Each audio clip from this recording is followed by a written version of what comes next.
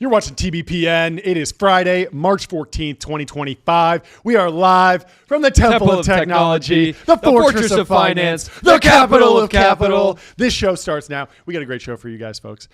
Today, we have Logan Bartlett calling in. We have Kian from Nucleus calling in. He's announcing a new product, DNA sequencing. It's going to be very interesting. We got Josh Steinman, the legend. The man, the myth, the man who says every single morning, good morning, we are going to win. We're going to find out if he's winning. And we have the great AI debate. We are putting two venture capitalists in a cage, and some people are only calling one this will lead. VC on VC violence, but we're going to try to keep it civil. We'll try and keep it civil. So Seth, Rosenberg, and Sam Lessin are going to be calling in. They've been going back and forth, not only on the timeline, but on the 101. Oh. They've been billboarding at each other. Billboarding at each other, okay. Sam Lessin and the Slow team threw up a new billboard that say, got an AI startup idea, shoot at Seth Rosenberg a message, not slow. And this has just been on the 101 as of yesterday. So lots of fun. We're excited to have them on. But that starts in half an hour. For the next half hour, we're going through the news, bringing you the top stories in technology and business and finance. Top story today, Intel has a new CEO. Pat Gelsinger, absolute dog, one of the greatest to ever do it. Was at Intel for a long time, struggled, but absolute legend. And if you go back and listen to his Stratechery interviews, you'll understand that he is someone to be absolutely respected. And even though obviously there were lots of problems with Intel, the shift to mobile, the TSMC stuff, they're losing their grip on the foundry model, still a fantastic CEO and someone who I just think should be respected in the technology industry forever. But today we're teaching you about the new CEO. A former board member has stepped in. His name's Lip Bhutan, and he's returning to overhaul the chip maker. And to be clear, looking on public, the market likes this. They're up 18% in the past 5 days. Wow. After basically just kind of, I mean, that's good news given the crazy sell-off too. Yeah, I mean, part of it's potentially just the rebound from a pretty intense sell-off. Yep. But this is, And now a lot of people were saying like it was a mistake to not stick with Pat Gelsinger. But we'll see. Hopefully this works out. Let's break it down. The selection as the chipmaker's new chief executive officer was cheered by analysts, bankers, and shareholders. He brings 2 decades of semiconductor industry experience, relationships across the sector, a startup mindset. I want to know more about that because he is 65 years old at this point and has been on the board and in these really large companies. We'll see if he can go founder mode now. And he has an obsession with AI and basketball. He also comes with tricky Chinese business relationships, so that could get more complicated, underscoring Silicon Valley's inability to sever itself from one of America's top adversaries. So even though people want to go all in on America, there's still lots of flow back and forth between the two most important economies in the world.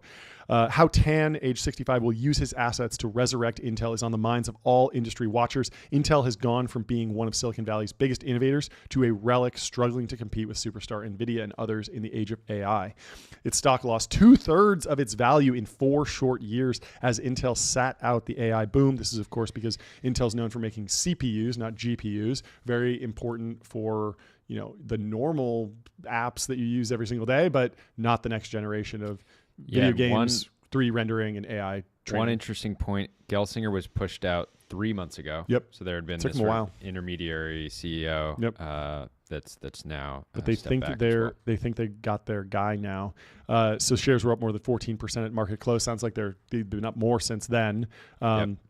The new CEO will soon have to answer the most burning question about Intel's future, whether he will break apart Intel's design and foundry businesses. I think Ben Thompson has been advocating for this. A lot of people have been talking about this. Basically, manufacturing chips is an enormous expense that Intel can't currently sustain. This is what industry leaders and analysts say. And former board members have called for a split up. And so NVIDIA, of course, is a fabless semiconductor company in the sense that they work with TSMC. TSMC does not do design. They only do the manufacturing, the fab. And so when that separation happened, it was very questionable because, maybe you get some benefits to having everything being integrated all the way from, you get an Intel Acceleron processor. It has a brand. your average customer might not know, but certainly some gamer who's building their own PC wants the Intel brand. And that Intel brand leads into design choices that they make to make the computer run faster, and then they actually make it themselves. So that integration makes a lot of sense in many ways, but it kind of restrained them from having the flexibility to play in new areas as they came up. Totally, and NVIDIA has shown that they can just focus on this one aspect of the stack and still put up ridiculous margins. Yeah, and that's because they even though they don't own the manufacturing, they have the software and the and NVLink and CUDA and this ecosystem where if you're a very heavily funded large language model foundation model company, the best engineers in the world, they want to do foundational research, frontier research, and they don't want to learn a new language. They want to just write CUDA. And CUDA is not perfect, but it's certainly the best in the ecosystem by most accounts. But a deal to sell all or part of Intel to competitors seems to be off the table for the immediate future, according to bankers. A variety of early-stage discussions with Broadcom, Qualcomm, Global Foundries, and TSMC in recent months have failed to go anywhere, and so far seem unlikely. And this was the story that we covered earlier about the private jets of, I believe, Broadcom, Intel, and Elon were all at Mar-a-Lago at the same time, so there might have been some deal talked about. Which I honestly think that was somebody trying to make a story out of everybody just being around Mar-a-Lago at that point in time, because many of the most important people in all of the world and business were there. They might have just been golfing. Yeah. They might have just said, hey, like this get together, we're not talking business. Yeah. We're talking par threes, par fours. Let's be the first group to keep business off the course. Yes. Exactly. The company already hinted at a more likely outcome, bringing in outside financial backers, including customers who want a stake in the manufacturing business. Intel fortunes also rest in part with President Trump, who has signaled that he wants to unwind the CHIPS Act, signature legislation from former President Joe Biden, to invest more than $50 billion in semiconductors. Intel would receive up to about $8 billion through the legislation, contingent on development of new factories, which have faced delays. And of course, TSMC is now building fabs in the U.S., and there were early reports that it was going better than people expected. There was a big question about, okay, it's not just you get some ASML machines, you get some lithography machines, and then you turn them on and boom, you're just printing chips. You need really, really talented individuals, and most of those individuals live in Taiwan, and they might not want to relocate very quickly or move over. But things have been looking good, but I'm sure we'll need to dig into it more. You have to wonder how bad it would have to get sort of geopolitically for Ben Thompson to leave Taiwan, because you can imagine him just, yelling into his newsletter, I'm not leaving. I'm not leaving. You're going to have to drag me out of here. Then we'll have to do a strike mission, pull him out, pull out one of the greatest writers. He is one of the most valuable assets on that island, yeah. right below TSMC. Yeah, exactly. Geopolitically, it's like we need TSMC and Ben Thompson. And then who knows what happens to the rest. I'm sure there's a lot of other important stuff over there. Tan has likely no more than a year to turn the company around, said people close to the company. His decades of investing in startups and running companies, he founded a multinational venture firm and was CEO of a chip design company called Cadence Design Systems. He served there for 13 years. Good run. Provide indications of how Tan will tackle this task in the early days by cutting expenses, moving quickly, and trying to turn Intel back into an engineering-first company. In areas where we are behind the competition, we need to take calculated risks to disrupt and leapfrog, Tan said in a note to Intel employees on Wednesday. And in areas where our progress has been slower than expected, we need to find new ways to pick up the pace. So this could be really interesting. I don't know if they're going to go on an acquisition spree, but there is a question about what does the next chip look like after the GPU? Google's built the TPU, but then you also have startups like Facebook is rumored. Facebook has one. Not even rumored. Confirmed. Amazon has one. Chip. But there's also the question of these new transformer-based AI inference-focused chips, like from Etched, and there's a few others. Cerebrus. There's Grok. There's a few others. I forget the other startups, but a lot of people, they raised money very quickly. They got line time with TSMC. They became like great designers. But there was a question about, could these companies really go the distance, or would they land with a company like Intel ultimately and just provide a new product line that then Intel could push? Either could be fantastic outcomes for everyone involved. So many take this culture reset to also mean significant cuts at Intel, which has already shed about 15,000 jobs last year. Wow. That's like what, like a quarter DocuSign they lost? Yeah. Something like that. Almost to a T. To a T. He is brave enough to adjust the workforce to the size needed for the business today, a former Intel board member who has known Tan since the 90s. Tan's first tour at Intel as a board member from 2022 to 2024 ended in frustration, people close to him say. Although he cited time demands as reason for departing, company insiders believe Tan was fed up with the bloated workforce and direction under then CEO Pat Gelsinger. Tan's return then signals an inevitable change in strategy. His capabilities aside, Intel remains far behind modern chip production, said Mark Rosenblatt. And Intel's balance sheet is not sufficient for the cost required to sustainably achieve it and scale the manufacturing needed to support it. Our team management cadence was going through turmoil similar to Intel's when Tan took over in 2009. He was able to refocus the business, push its services to the cloud, and land new customers, including Apple. A company on the brink of delisting went on to return more than 3,000% in share price during Tan's tenure. Let's go. Sai's going for that. There we go. Good stuff. Tan in public talks has described how he approached reshaping Cadence's culture to eliminate what he described as silos. I tried to change it into a one-team culture.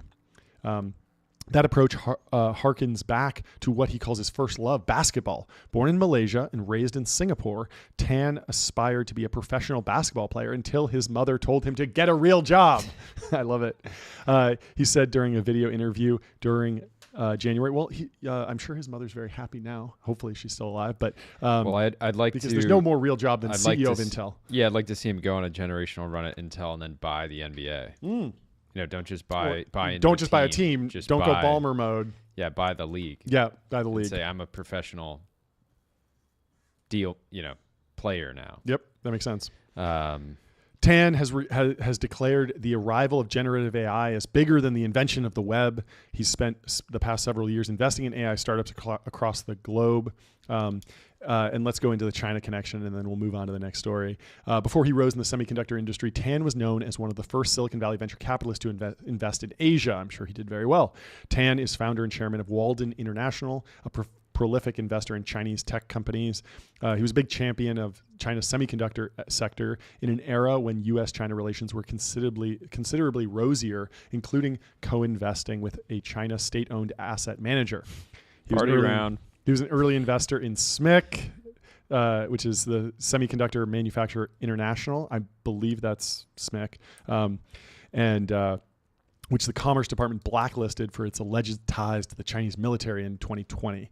Walden sold his last stake in 2021, and in 2023, the House Select Committee on Chinese Communist Party sent a letter to him. We got to get Steinman's view on. Oh, this would be good. Yeah. On this whole era. I'm sure he's going to have a nuanced take, folks. Yeah. You can expect nuance. Yeah, you can definitely expect some nuance from Mr. Steinman. It's great. Intel, as word of Tan's new role spread, one Chinese media outlet headlined the news. Intel hires the CEO with the best knowledge of China's chip industry. Interesting. So yeah, you missed a line here too. A subsequent report from the committee highlighted hundreds of millions of dollars of Walden investments that went to Chinese companies involved in military activities or human rights abuses. Not good. Kind of a weird pick. The market likes it. Yeah. Weird pick in the context of this being one of our great American technology companies. But keep your friends close, keep your enemies close. Yeah, the steelman here is that he's not a Chinese national. Exactly. And I would let's give him the benefit of the doubt that he is deeply loyal to the United States and was just I mean, there is a world where you invest in a Chinese semiconductor company, you see how fast they're moving, you take the threat realistically. You don't want to be Jack Ma. You would much rather be Jensen Huang. Yep. And not get thrown in jail when you throw on a leather jacket and become a superstar. All right. And so you come to, you take over Intel and you make it amazing and you become a legendary American turnaround CEO. And that's just a fantastic outcome for everyone involved. Well, except for the CCP, but I'm happy with that. So I don't know. Yeah. We'll be tracking it here. We'll get him to call into the show. We will chop it up with us. And talking to a correspondent over at Truth Social, seeing what Trump has to say about this, appointment. I'd be interested. I don't know. I've always been very, very optimistic about Intel, very pro Intel, and I used to have a riff about how I wish Elon had bought Intel instead of Twitter because maybe semiconductors are more important. Now you talk to, all sorts of folks and they'll tell you, well, like the free speech thing is really important and there are good reasons why it was important for the X deal to go through. But why not both? Yeah. Anyway. Yeah, I mean, it does say a lot that Elon seemingly looked at the opportunity. Maybe. Didn't go for it. I mean, it's a lot of work. He's got a lot of stuff going on. But it's very possible he just didn't see. It's very possible that Intel is valuable, but Elon didn't see the sort of value for the sort of Elon ecosystem. Totally. Well, if you're looking to go long Intel, go short Intel, whatever you're thinking, do it on public.com, investing for those who take it seriously. They have multi-asset investing, industry-leading yields, and they're trusted by millions. Stocks, go to public.com, bonds, get started. Crypto. You can do it all. Do your own research and then make a bet. Anyway, let's move on to the economy. Everyone is worried about a recession, and the Wall Street Journal is breaking down where you should be looking. Not reacting at all to me. I love the hats. I'm just going to start not even making eye contact with you. Just fully focused on the mic. The public hat. It's great. So the Wall Street Journal has an article here. Here's what to look for in terms of early signs of a recession. Tariffs, government layoffs, funding cuts, immigration restrictions, recession talks in the air. Any one of these things would at least temporarily exert some drag on the economy. Put them together and they have an everything everywhere all at once dynamic that could hurt it badly. White House officials have cautioned that the economy might need, as Treasury Secretary Scott Bessent put it, a detox period.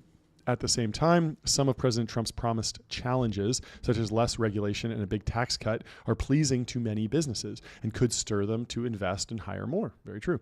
Major economic data hasn't fully yet begun to capture Trump's time in office. The Wall Street Journal is looking at a host of other factors to figure out whether the U.S. might skirt a recession or fall into one. Here are some areas to watch. There's the Small Business Uncertainty Index, which is at a high point and ticking upwards, but a lot of that happened kind of before the election. Mentions of soft landing in company conference calls seems like it's very, very low, which means that people in business are maybe a little bit worried there won't be a soft landing. This terminology started being used very clearly. You can see it in this chart that we're looking at in 2022, where everybody was like, okay, things seem to be correcting. Is a soft landing possible? Yeah. And objectively, at least from a market standpoint, it happened. It happened. Yeah. But maybe we were maybe you stop talking about it because maybe we it happened. Didn't land, we just sort of leveled out, right? Yeah. So I don't think that's necessarily the right data point, but the U.S. Policy Uncertainty Index is at an all-time high, and that makes sense. Everything feels very uncertain. But hopefully, certainty around policy can happen very quickly. We can get certainty around these things. We saw that with the Bitcoin Strategic Reserve. It was very uncertain on Tuesday, and then by Friday it was pretty certain. And so, that's not that much turmoil in the market. Anyway, the Policy Uncertainty Index is based on U.S. news articles, has soared. It recently hit its second highest level in data going back to 1985. The only time it was higher was in the early days of the COVID-19 pandemic. Even for businesses that are enthusiastic about the White House's deregulatory agenda, the whiplash of uncertainty could be causing problems. Not knowing, for example, what products might be subject to tariffs and at what rate. We talked to Avi Schiffman yesterday. He said, I didn't want to make my product in China. I made it in Canada, and now I have a tariff on my product. And so that's a perfect example of uncertainty. If you want to set up a new manufacturing plant, you might be in the wait and see mode right now, and that hurts investment, that hurts the economy, that slows things down, right? And so consumer sentiment is dropping, and the probability of delinquency is also on the rise. But this is a trend that's been going on for a few years now. Tiny bottles of liquor are flying off the U.S. store shelves. Whiskey and tequila makers said sales are up for miniature 50 milliliter bottles, often called nips, as well as for 375 milliliter bottles, which are half the size of a standard bottle. So do they make... Is that historically a recession indicator? Of course, because people stop going from, hey, we're throwing a party and we're getting a large bottle of alcohol to I need my alcohol and I just need the cheapest thing possible because I'm living paycheck to paycheck. It's very sad. I would say stick to the 50 milliliter bottles of Dom Perignon if you can, if you're struggling. But it's genuinely a tough recession indicator. And there's been a few others about what products have been slowing down in convenience stores. We looked at that in the Wall Street Journal earlier. And it seems like people are buying less because, of course, even though inflation, we talked to Delian about this, trueflation.com is showing that inflation is coming down. But again, inflation is a rate of change. And so we're not seeing deflation. So the prices are still high because once you go through a period of inflation, the prices are higher and they're not going back down. So the rate of inflation is declining, which is great. But that just means high prices forever, basically, unless they come down. That's the nature of these things. So people are starting to feel that, and they're seeing that, hey, the economy and my salary is maybe not catching up with the higher prices. I'm going to buy less, and then that slows down the economy. That's certainly the JD Vance did an interview yesterday, and he said, a part of it's possible for the underlying sort of economy to be fine, yet like there's sort of fear and sentiment sort of takes over and people just start sort of anticipating a recession, and then there ends up being like somewhat of a slowdown or like change in consumer behavior. Vance has taken a fairly hard line on this. He says yesterday, you can never predict the future, but I think the economy and the fundamentals of the economy are actually quite strong right now.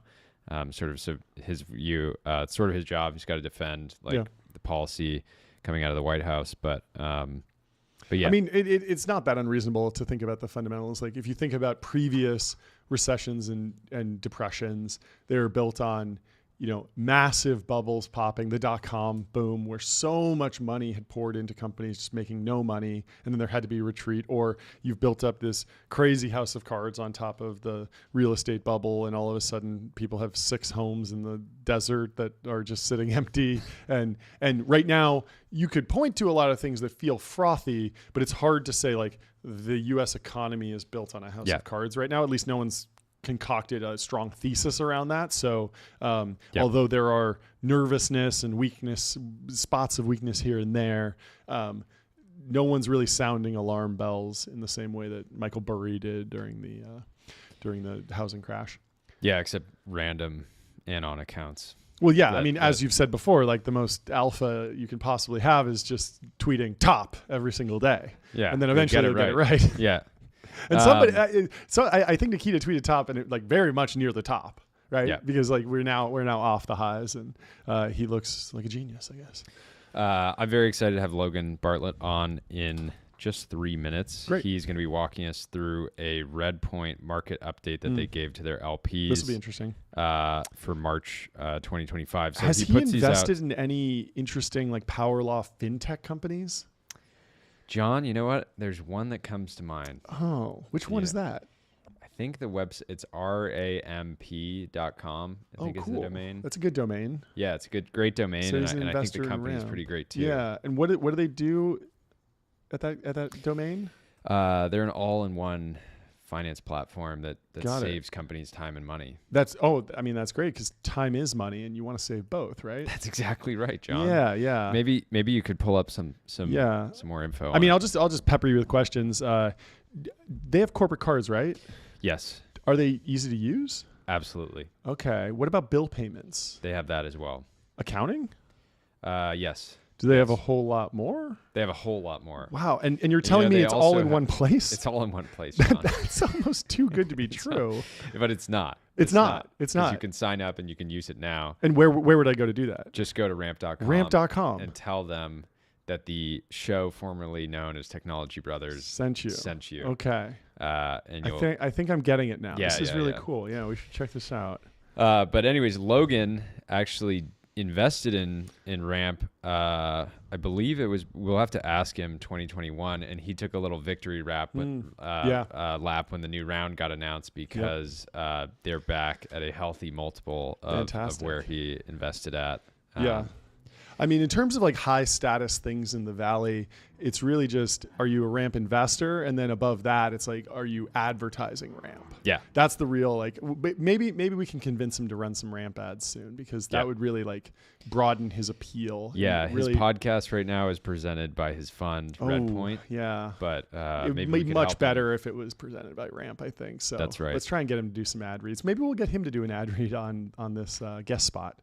That's great. We should have like a bucket poll for the for the guests. It's like, I mean, we're having the Billboard ad. guys come on to argue about AI. We got to do an quick ad in between that. Yeah. Pause. Yeah. Hey, right pause. in the most heated moment. If you're looking to get in a fight with another venture capitalist, go to adquick.com, throw up a billboard on the 101, and you might just find yourself debating another VC on the TBPN show live.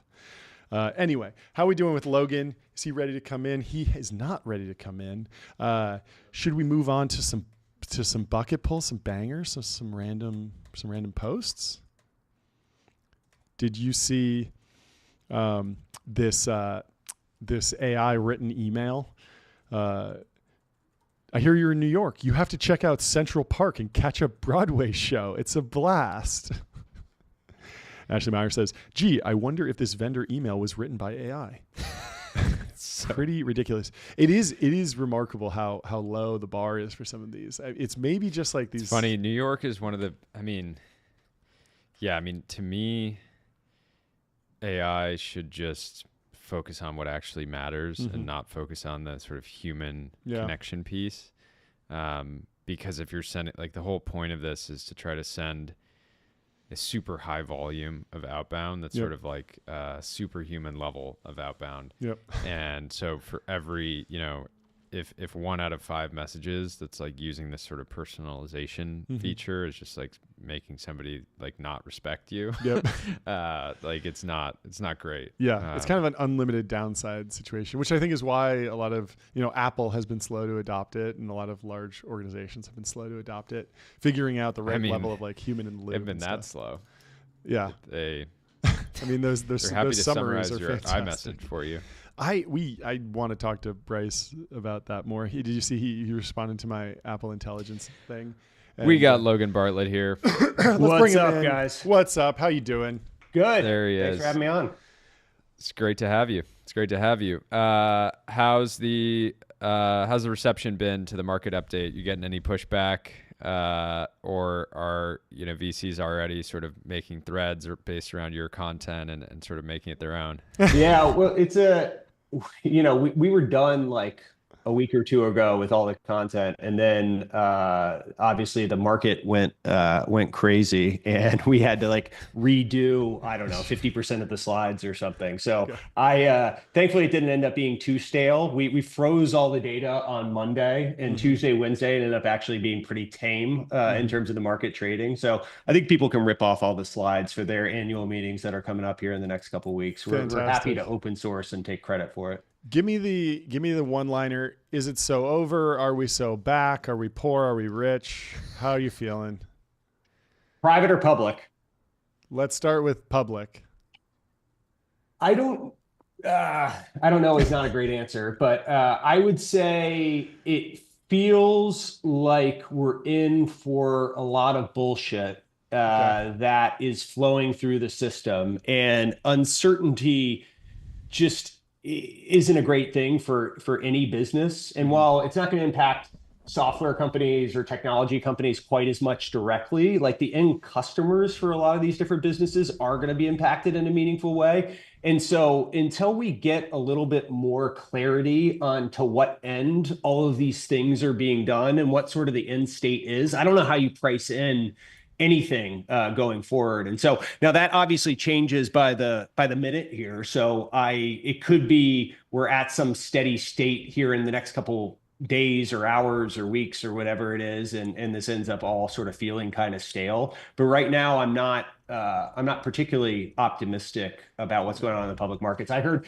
some Morgan Stanley equity research person said that coming out of their conference, which is a week ago, they said it was the most negative sentiment that he had heard, I think with the exception of the onset of COVID in the last 10 years, from people sort of like looking at the markets. And I assume that's just a factor of uncertainty. But yeah. Do you think there's some sort of like Doge efficiency meme that's working its way through the market right now? Like I remember when Elon came into Twitter, X, laid off a ton of people. There was this big question about like, well, what other software companies could do something similar? But is that, now that you're seeing it done at the federal level, are companies thinking like, hey, maybe we should pull back a little bit on the investing and scaling? I think we've sort of seen it over the last couple years, or at least the last 18 months or so. If you go look, one of the slides that we put up in our deck was sort of the trade-off that's occurred between growth and free cash flow. And to some extent, that's the macro environment, but also I think it's just the knobs being pulled a little bit between layoffs and hiring freezes and all that. And so I think people have made the conscious decision that they can do more with less. And I think AI is only going to continue to pull that trend forward. Is it cutting to the bone like Doge maybe is doing, or Twitter did? Probably not. People aren't taking it to that extreme, but I do think people have really recognized that there's knobs that are a little bit more pullable than they would have appreciated otherwise. And I mean, if you look at the big software private equity folks, the Vistas and the Thoma Bravos of the world, like they've been doing this for the last 10, 15 years. I just think it wasn't something that people really tried to do in the public markets. And now we're seeing that actually occur in a more meaningful way. For you as a multi-stage investor, what advice are you giving to the sort of average Series A founder? In many ways, like we could have massive sort of GDP could go negative, but if you're a high growth software company that's just sort of hitting your stride, you can still thrive. How are you kind of advising, your portfolio companies around sort of downstream capital? Because as Redpoint, you guys are also, a fund that can participate in some of these later stage rounds as well. Yeah. I would say that at least the last 5 years has sort of felt like, so I've been doing this now for 11 or 12 years, and the last 4 or 5 have felt like, twice as long as the first half of my career, just in terms of all the changes that have occurred. That said, it does seem pretty uncorrelated what's going on at like a high level macro with the early stage funding environment. I think to some extent, what happened after 2000 was the sophisticated LPs really pulled out of the funds that they felt had gotten too bloated or too big. And that's happened this cycle as well. I think if you talk to smart endowments or pension plans or stuff, they've definitely, as fund sizes have gotten to $3, $4, $5, $6 billion, like those people have raised eyebrows and maybe voted with their feet to either scale down or walk away from those funds. But there's a lot of other money that has willingly and excitedly run into those big fundraises. And so I think you're seeing sovereign wealth and Middle East people come into those funds and give them, what, $200, $300, $400, $500 million. And so it ends up kind of being a rounding error if a smart pension walks away or endowment walks away. So the way that impacts the startups, I think it's just at a very micro level, like continue to execute and the funding will be there. At least that's the way it seemed over the last couple of years. And I guess it's true until it isn't. But all this stuff sort of feels outside of the control of the individual founders. And so I would encourage people not to worry too much about it. Yeah, related to that, I remember when the market crashed kind of around, I don't even know what we have the term for, interest rate, like post-ZERP era, Yeah, SVB post-ZERP, I think. crisis, post-ZERP. You were talking to, maybe it was Emil Michael or someone, but about this idea of like, there's a lot of dry powder, and there was a lot of optimism from entrepreneurs being like, well, the VCs have the money, they're going to have to give it to us anyway. And you were kind of explaining to folks, well, like the dry powder isn't necessarily sitting in their bank account. Like they have to make capital calls. The LPs might put pressure on them. Like funds might get downsized. But it feels like maybe now the dry powder narrative was real. And now like all the VCs figured out how to start deploying again, and deployment rates are up. But how do you tell the story of the post-ZERP era to where we are now in terms of just the pace of capital deployment? Yeah, it's a great question. I would say I've been surprised at how consistent people have been able to fundraise. And I think there was really a triaging or kind of a hollowing out of the middle that occurred, or maybe the tier B, if you will, or tier two funds, where you saw a handful of those folks blow up or really struggle with their fundraisers in some way. But the names that everyone thinks about or knows, I think there was a concentration and consolidation of capital that came in. And then you couple that with some of our friends with seemingly endless amounts of oil money coming into the sector as well. And it just sort of feels like we're in this new normal state where there's a lot of capital going around. And I don't know exactly what's going to cause that to change. It feels like there wasn't a ton of reckoning for sins that were made in 2020 and 2021. It feels like people were able to get a mulligan and say, hey, you know what, like, yeah, we got a little crazy, but now we've really doubled down and focused on what it is that we do well. And people seem, at least on the LP side, seem to be largely forgiving. Or if they're not forgiving, there's someone waiting to take their place in one of these name brand funds. I mean, it feels like, there's gyrations and oscillations in the American early stage technology market,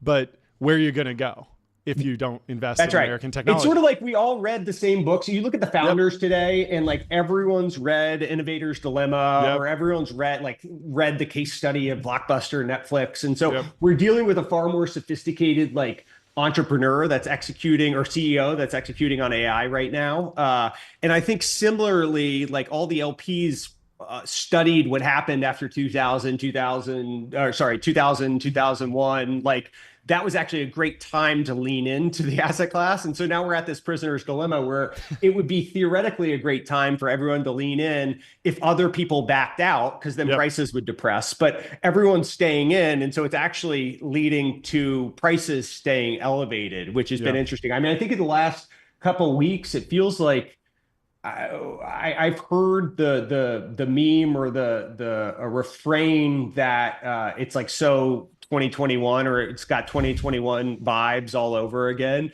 This was pre the last 7 days, and so I'm not exactly sure how that's going to play out, but that's definitely been the sentiment in the private markets from the VCs that I'm talking to, is just sort of like, gosh, this feels like we're running this back and doing it all over again. Yeah. I've had this feeling multiple times this year where a portfolio company is just raising like a big up round, and depending on the lead, I'm just thinking like, wow, I really wish I could sell into this round. Like, even though I'm a believer in the company, it's just like, getting so far over, and the narrative is always there, right? Like I'm thinking of like one company in particular that will go unnamed, like really, really strong narrative, really strong traction. It's just like setting prices at a point that, basically pricing in the next, potentially decade of growth.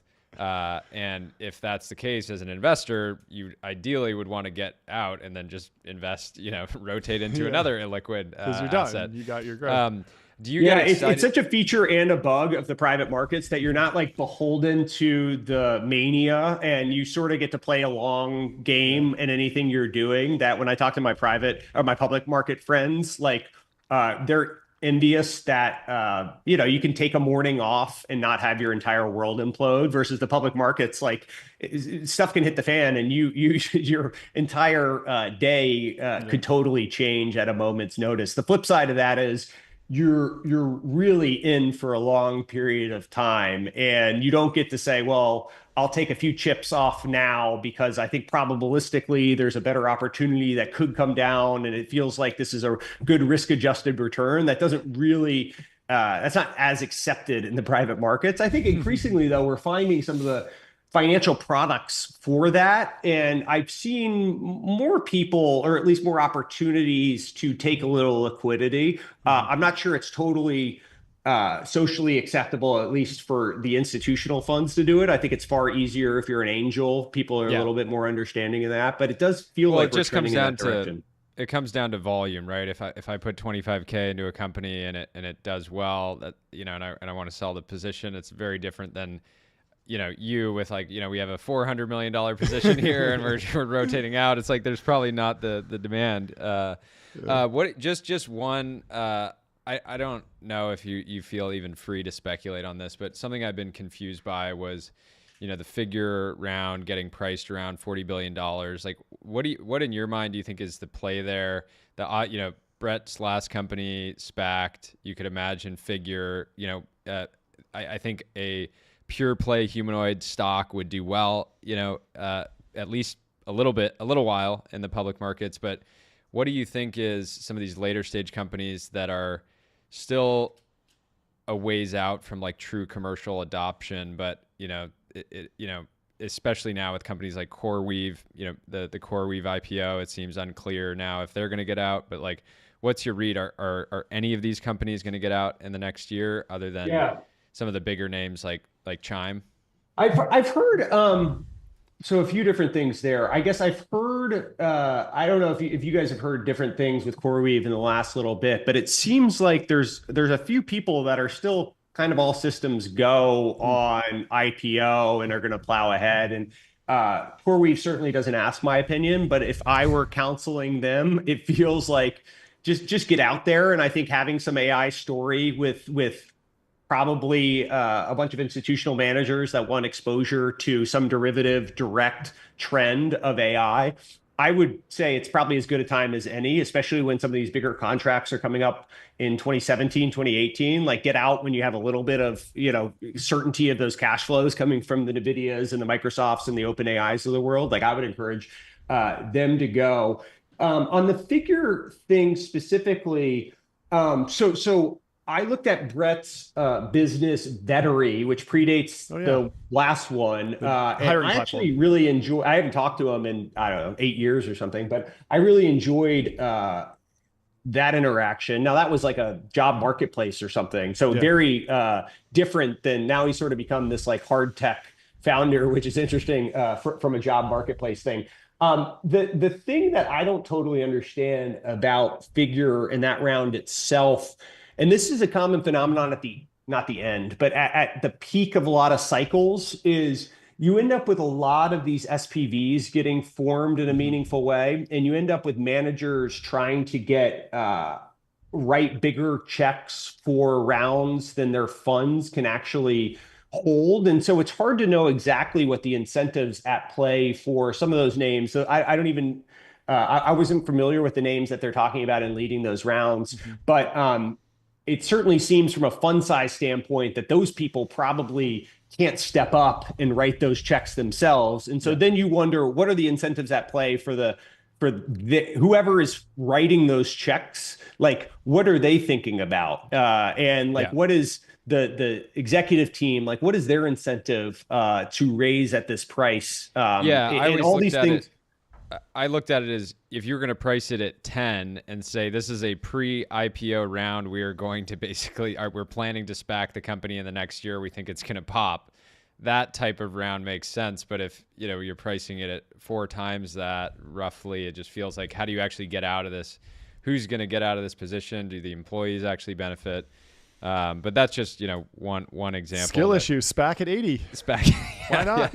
Why not? I do think there's this retail demand for, if I were OpenAI, I would try to get out sooner rather than later, right? Because I think there's this demand both from institutional and retail to have exposure to some of these things. And if you look, Palantir's where they're trading, and obviously there's a bunch of different considerations around that business, but I think that if you went out and floated just a small percentage of your, your overall business, I think that there could be a lot of nice liquidity to fund a lot of the CapEx, and you would trade at a really healthy premium. So it'll be interesting to see who of like the big model companies actually tries to get out first.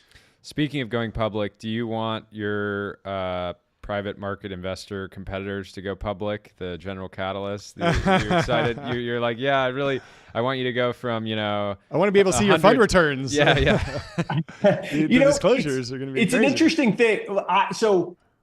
Our structure is not one that we can or ever will try to have the ambitions of doing that. I saw when people there's certainly funds that act or either call themselves have leaders that are more akin to a CEO than they are investment partner or something like that. And so I think from a financial engineering standpoint and like institutionalization of the asset class, I'm excited to see people try these things. The cynical side of it, when I compare a venture firm to a private equity firm and think about the incentives at play. So if you're a private equity firm, if you're Apollo or Blackstone or BlackRock or whoever it is, right, and you're this big entity, the people within your firm can't really leave and compete with you because there's so much institutional infrastructure around, one, the quantum of dollars that you actually need, but then two, the relationships with the debt providers, the ability to process the deals, the ability to get access through the bankers. You can't just go hang a shingle or go join another competitor to compete with Blackstone or Apollo or whatever it is, right? In venture, it's so beholden, I think, at least to individuals, and individuals can walk out the door and they can go raise 100, 200, 300, 400 million dollars and like effectively compete with you in some way, shape, or form. And so there was an information report, I don't know if it's true or not, talking about GC moving from more carry to bonuses. And I don't know if it's true. Information tends to do a pretty good job reporting, I think. And like that was reported alongside some people leaving the organization. And you just wonder, like, as the incentive structures start to change and you start to be more institutional, how do you retain the quality of people? So like at an intellectual level, I'm very interested to see how this plays out. And I respect anyone that's like innovating in some way on a structure that has been stuck in some version for a long, long time. I'm very curious about the practical implications of how it's going to work with like retaining individual talent and all that stuff. Yeah, that's been my big question. If you're somebody that, wants to get into venture and you believe in your picking ability and you think you can be one of the greats, wouldn't you want to get the sort of maximum benefit of that by getting carry and being a part of a partnership versus, I invested in, the next Slack and I got, one-time little, bonus. Yeah, exactly. Who knows like, how it'll work, but I can imagine. It's hard, and especially since the next option, if you can't compete, then it's fine. You're kind of locked in. Like Goldman bankers or Morgan Stanley bankers or Apollo MDs or whatever, it's hard for them to get the scale to go out and really compete. And sometimes they do and sometimes they don't. But like that RSU structure, bonus structure kind of works when you can't really walk out the door and hang a shingle and compete. Yep. Venture, you kind of can. And so I think it's, if you're good, you can go raise. We see a lot of these solo capitalists or whatever, like small $300, $400, $500 million funds out there. And so I think, I don't know, retaining talent is going to be an interesting thing to see.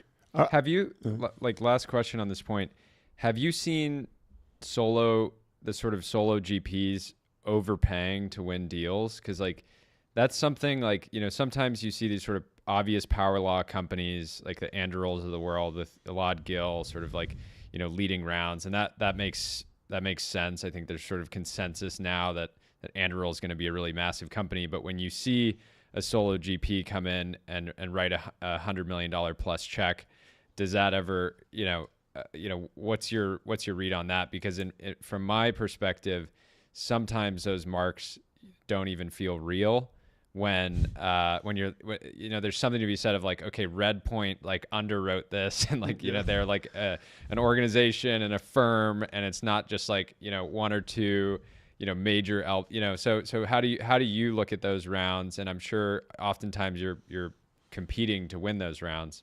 Yeah, it's so I guess I've seen less of that phenomenon than probably 2021. And I would have to rack my brain a little bit to think about like the big institutional solo capitalists, or I think those terms are directly at odds with one another. But the big solo capitalists that can write those checks. I mean, Elad can obviously do that, and he's the one that certainly comes to mind. I would say honestly, there's been some firms that have continued to scale where I've probably seen that more than any individual kind of solo capitalist out there. And I think there was this thing where in 2020, 21, it felt like we rotated to the brand, where we lived in this world where everyone was just a Zoom screen away. And so, Mark Andreessen and Doug Leone and Keith Raboy and whoever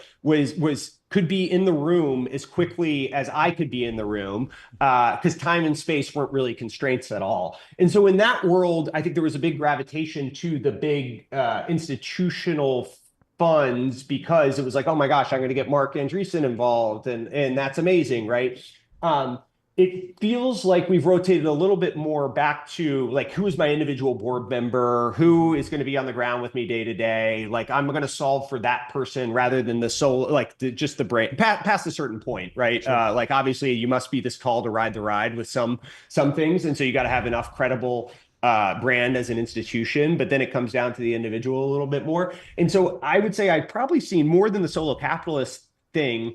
I've probably seen more of, hey, this fund has a bunch of money, and you might not be getting their number one person. It could be their, whatever, their reliever out of the bullpen that's coming in to do the round. And those are the ones that they're like really juicing the price a little bit on these things, because they want the asset in that way. So I think that's something that I've seen more and more of late. I want to go back to the innovator's dilemma. And I heard you on a podcast maybe 2 years ago, right when the ChatGPT moment was happening, debating, is AI a sustaining innovation or disruptive innovation? How do you sit with it now? How are you seeing it get adopted in the public markets, and what narratives are taking hold there? I still feel like there's an analogy that was made to me about Google, and it was talking about the Americans in World War II, that like we got every opportunity to ultimately do the right thing and come into the war and like help determine the outcome. And I think that was the analogy I had heard about Google with AI, that like they have all the things to their advantage, be it the distribution of Google SEO, be it YouTube content, be it whatever it is, like the talent, the team, the dollars, all of that stuff to like figure this out ultimately. Yep. We'll see if that actually proves to be the case. But I do think that is largely true of a lot of the incumbents in different sectors. And so the analogy that I think I used back then, and I think it's still true, is like if you go back and look at the Salesforce of mobile, that was still Salesforce. It was just like a mobile app of Salesforce. Yep. And if you go look and kind of go down the line, like how did Netflix or Facebook, there wasn't like a mobile Netflix. I mean, I guess you could say TikTok is mobile Netflix in some ways, but like there wasn't a pure play mobile Netflix, like a Quibi that came out and was actually disruptive in some ways. And there wasn't Facebook. Maybe Instagram was the one that like kind of hopped on being that, but still it was like, it wasn't totally net new surface areas that ended up manifesting themselves around that stuff, or at least it wasn't immediately in the fullness of time. Maybe it could have been if Instagram had stayed independent, or what TikTok's been able to do.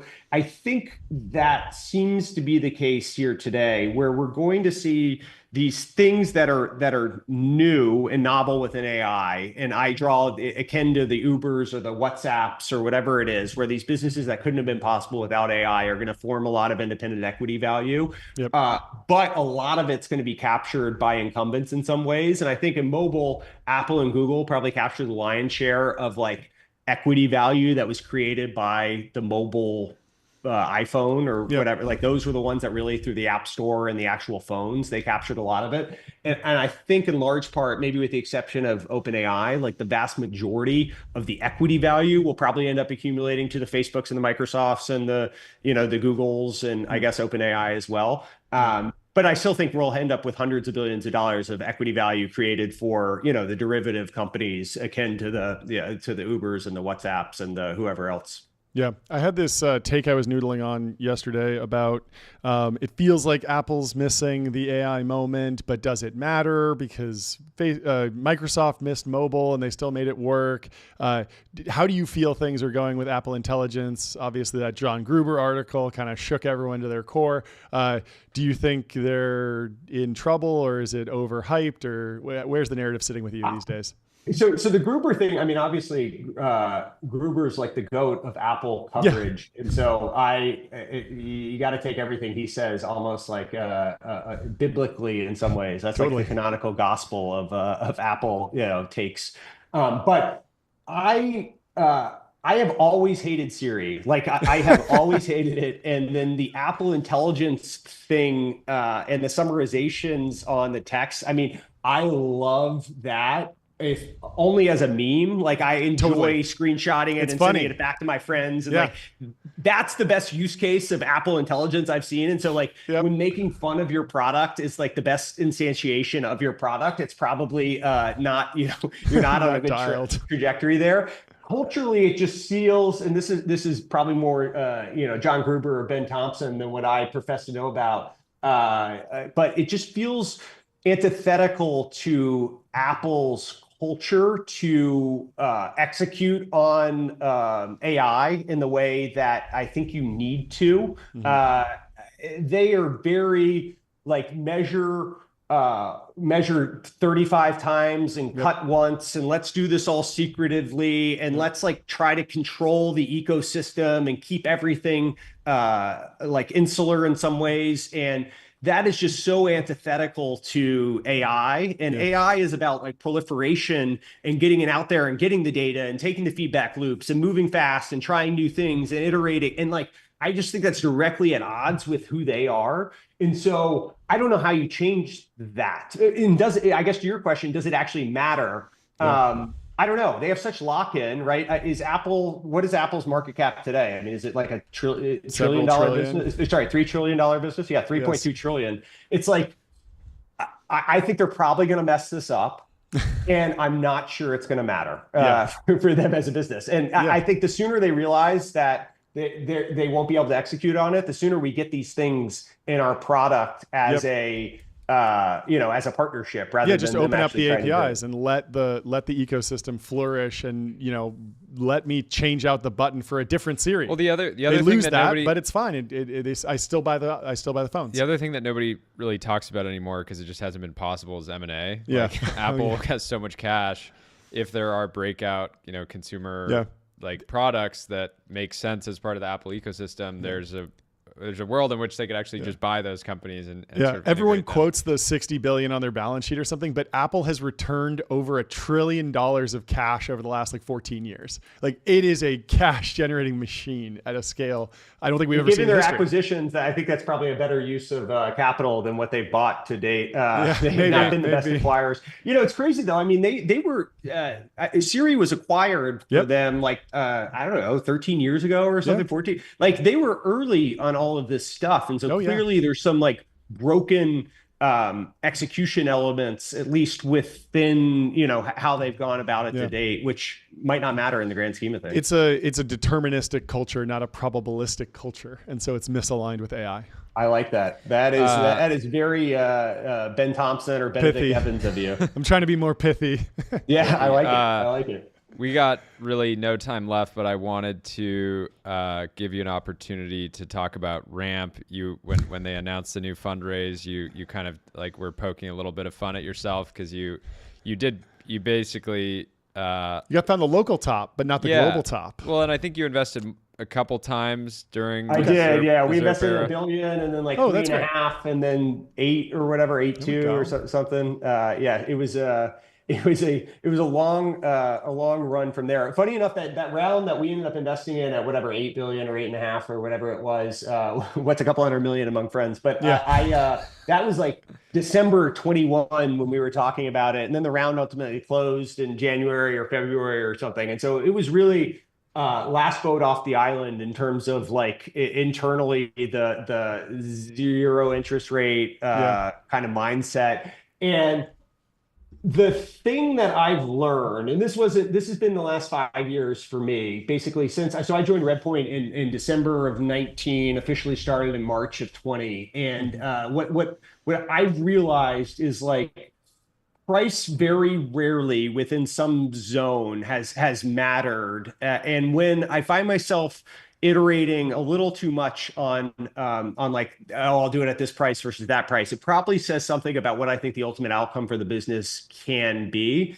And when it's been the investments that have worked the best are the ones in which I'm like, I don't know exactly how this is going to play out or where the ceiling is on how this company can execute, but I just need to be in business with these people, and let's just see where it goes from there. And obviously that's easier when you're talking hundreds of millions than it is low single digits, which is easier than high single digits, which is easier than double-digit $1 billion. But like that mindset is one that I've internalized, where it ultimately says something about the quality of the company if you really think too hard about the difference between this price or that price. And so the funny thing about the ramp investment was the entire time for the last 3 years, I was like telling our team internally, it's like, I don't know when this is going to stop growing or what the ceiling for this can be. And at some point, we're going to get to the other side of what that round was a couple of years ago. And so that was the first like public validation that it really felt like we had crossed that chasm a little bit. I think probably 9 months ago, a year ago, it sort of felt like an inevitability that we weren't going to get stuck at, some maximum that was beyond that. But yeah, I mean, the team just continues to execute at a level that I've never really seen before. And I know you guys know them well. And so it's been a fun one for me to be a part of and kind of work alongside. Well, this conversation has been presented by Ramp, like every conversation. Go to ramp.com to sign up. You can use corporate cards. By the way, all my conversations quite literally are presented by Ramp. I think my ability to do this job at this point is presented by Ramp in some capacity. So you guys have quite literally the ad play for it, but they keep me in business as well. That's amazing. Great. Thank you so much for coming on. When's your next? Are you going to do? Is this report? I feel like I see him twice a year, or is it quarterly? I think once a year-ish is usually. I mean, this one I think took a lot out of our team internally. There was a lot of late nights and weekends on this one, so I think we're going to give our folks a little bit of time, a little bit of respite before we run it back. But who knows? I mean, the market keeps up. We get more tariffs. We get things a little crazy. Maybe we'll need to come out of the woodwork, and when the theme music plays, you got to emerge. For sure. Last question for you. We have Sam Lessin and Seth Rosenberg from Greylock coming on and Slow coming on to debate AI in about an hour. Who do you think's going to win? Let me give you guys a little bit of advice. As someone that has moderated a debate with Sam Lessin before, let me give you guys a little bit of. I would encourage if you have mute buttons on microphones, I would encourage you to jump in and try to steer the conversation. Don't be a passive participant. I remember this one.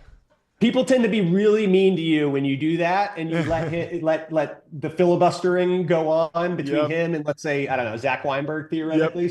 I would encourage you guys to be active participants in that conversation. We're excited. We got our boxing gloves. We're gonna throw them on. We're gonna get in the mix. Hey guys, keep up the great work. I'm a huge fan of what you guys are doing. I appreciate anytime you want me, I'm here. Thanks Always a lot. Welcome. Yeah, all right, guys. See ya. Bye. Yeah. Good fun. Did you? Yeah, we got to get the mute button ready. Have you seen that? What he's referring to with Zach Weinberg? They were debating crypto. It was Sam Lessin versus Zach Weinberg, and Sam was making the case that like every real assets should be on chain, and your mortgage should be on chain, and like this is the future. Everything will be crypto. And Zach is just like, okay, like walk me through that at an extreme level of detail. Like, how does this work legally? How do the taxes on the land work? Like all these things. And they just went at it, and Sam was just going super, super hard, talking. And then he kept being like, oh, I got to go because it's kid bedtime. Like I really got to go. But then he wouldn't let Zach get the last word. So that he'd want to like drop another filibuster on him. And it was like really frustrating for everyone. And I guess people gave Logan some negative feedback because he wasn't aggressive on the moderation enough. But I thought it was I found it very, very entertaining to watch. So I had a good time. Anyway, should we do some good time? Some posts, some ads, all of the above over the next few minutes before Kian joins us from Nucleus? Yes. The Shot the Chaser from XOR Swap.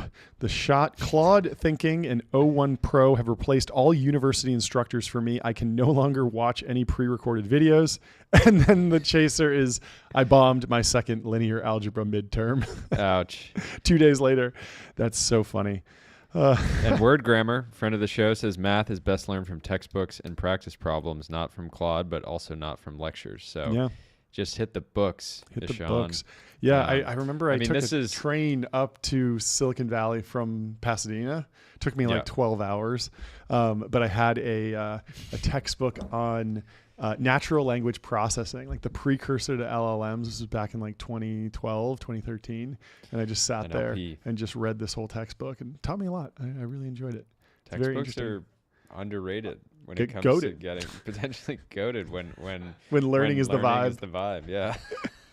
Textbooks are goated. No, I think the good thing for Ishan is that the models are going to get better. And the good thing about the real world is nobody really cares if you're using an LLM for specific answers, as long as you can do a little bit of thinking yourself. Yeah, and you should be able to generate something. I mean, all the textbooks at this point have been scraped into these LLMs. Like, you should be able to get the LLM to essentially just reproduce exactly the text that's in the textbook. Now, maybe that's IP infringement, but you can certainly get the facts. The question is, were you just sitting there chatting and making it feel like you were learning? It seems like you didn't actually get all the information into your brain. Yeah.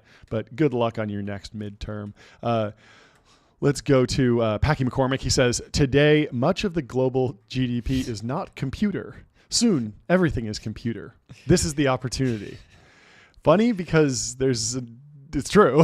Yeah.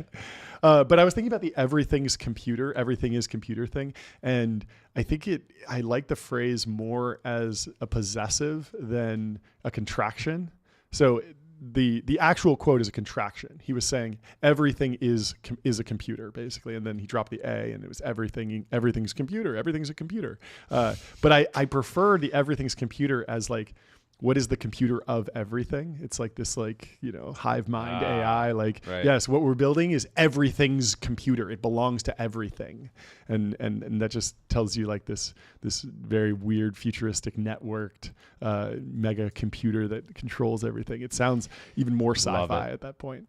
Let's stay with Packy. Yeah, like one more thing on this. I think this is the opportunity and why so many people that were traditionally software investors are excited about investing in hard tech or the real world as a category. When you look at some of the biggest recent outcomes, the sort of flock safeties, the Andurils, are these companies that software is critical to the business, yet there's a major sort of real world component. Yeah.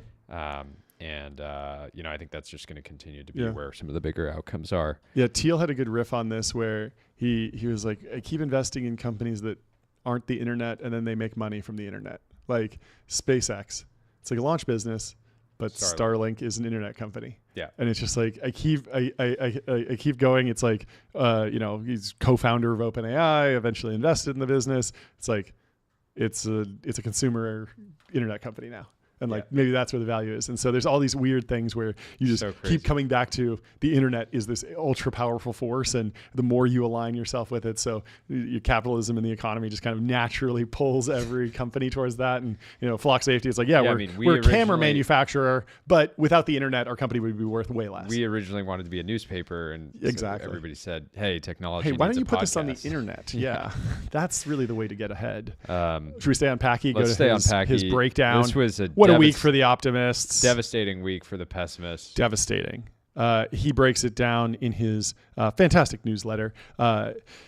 He says, solar and wind pass coal in the United States. That's a big milestone. The United States continues to mog all in liquid natural gas exports. NASA launches a mission to study the sun. I like that. That's interesting. I don't know what they're trying to get out of that. I want to know more about what the goal of studying the sun is. They come back and they're just like, It's I bright. mean, so basically, It's hot. you know how people started It's going staring well at over the there. sun? You Oh, know, yeah, sort of yeah, yeah. like Huberman. the whole Austin crowd. Sure, right? sure. I don't think Huberman has recommended that. It was like the meme was like, wake Yeah, up, get some sunlight. It's but- like, but get the- outside, get some sunlight people to like, wake you up, circadian rhythm stuff. The sort of startup community in Austin started staring at the sun directly. Yep. Sort of maybe getting some benefit from that. NASA's basically saying, we see some opportunity here. Yep. They haven't gone blind quite yet. We should maybe check it out ourselves. We should check it out ourselves. Yep.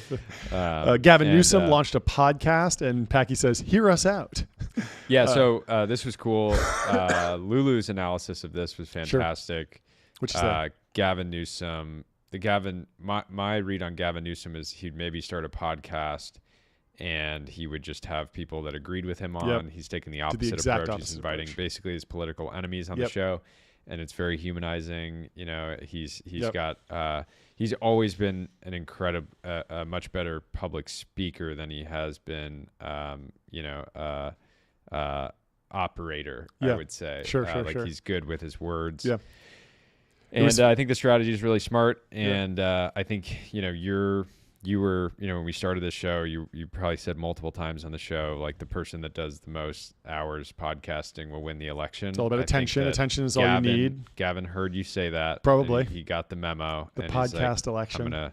No, but I think it's always smart. The joke is like the world doesn't need more podcasts, but there still is white space. Exactly. And there's ways to come in and get an edge. And no one was doing this, which is an actual elected Bridging the official divide. talking across the aisle to some of the characters who have been labeled extreme. I mean, Steve Bannon is a very controversial very controversial figure, not normally platformed by even centrist media, mainstream media. But I think Bannon did a interview with the New York Times. The New York Times also had Mark Andreessen, who they've written very negatively about in the past, and they also had on Curtis Yarvin, who in the past has been extremely controversial and someone that was not platformed by the mainstream media. But something is certainly changing. Well, John, do you know what happened around 5 years ago? What? California Governor Gavin Newsom was photographed wearing a Rolex Kermit. Wow. Which Very you nice. can get on Bezel. Shop over 23,500 luxury watches, fully authenticated in-house by Bezel's team of experts. Go to getbezel.com, shop around, and find your next hitter. Apparently, Newsom is a Panerai guy. Oh, really? But every now and then he'll step out. I think he's got a lot of attention, right? People kind of judge a lot of his fashion decisions. He had these. I mean, it's a very sad time, but he had this sort of like custom gear for the fire, where he'd like pop up and be on camera. Yeah, and it was like really like you got that like specifically stitched to kind of like LARP as like a firefighter. Sometimes it works. Sometimes he's taking risks, sometimes it works. Sometimes it doesn't. Yep. Anyway, we got Kian from Nucleus coming on the show soon. Let's check in with producer Ben and see if he's on. I think we got a couple more minutes. Let's move on to another post. Project Europe is a joke, says Arnie Ramesh. It's not the Teal Fellowship for Europe. If they take 6.6% equity for $200K, surprised so many European founders are on board, maybe for visibility. $10 million fund size, LOL, an average US seed round. Make it non-dilutive, then I'm all for it. And Kari Saarinen. It's a very European mindset to just be like, just give away money. Yeah. Just give away money. Make it non-dilutive. I mean, the Teal Fellowship is non-dilutive because it's a nonprofit, but at the same time, but they're trying to asking for a handout. They're trying to stimulate for-profit. The founding of for-profit companies. Yeah, in it's Europe. fine to just do it as a seed fund. It's fine. I don't know. I haven't dug into it too much, but let's read this critique from Kari Saarinen. And this is the founder of Linear. Okay. I set up a Linear account for us to do some project management stuff yet, but we'll see if we get you on there. Okay. But I'll read through it. So Kari says, I think your critique is overly harsh and frankly reflects the kind of attitude that holds Europe back. Initiatives tend to get criticized unless they meet some impossible standard or align with absolute ideals set by someone.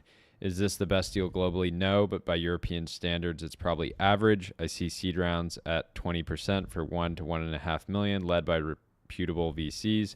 Personally, I'd rather raise less with simpler terms and go through these seed rounds, but everyone is their own economic actor and can decide which deals to take or pass on.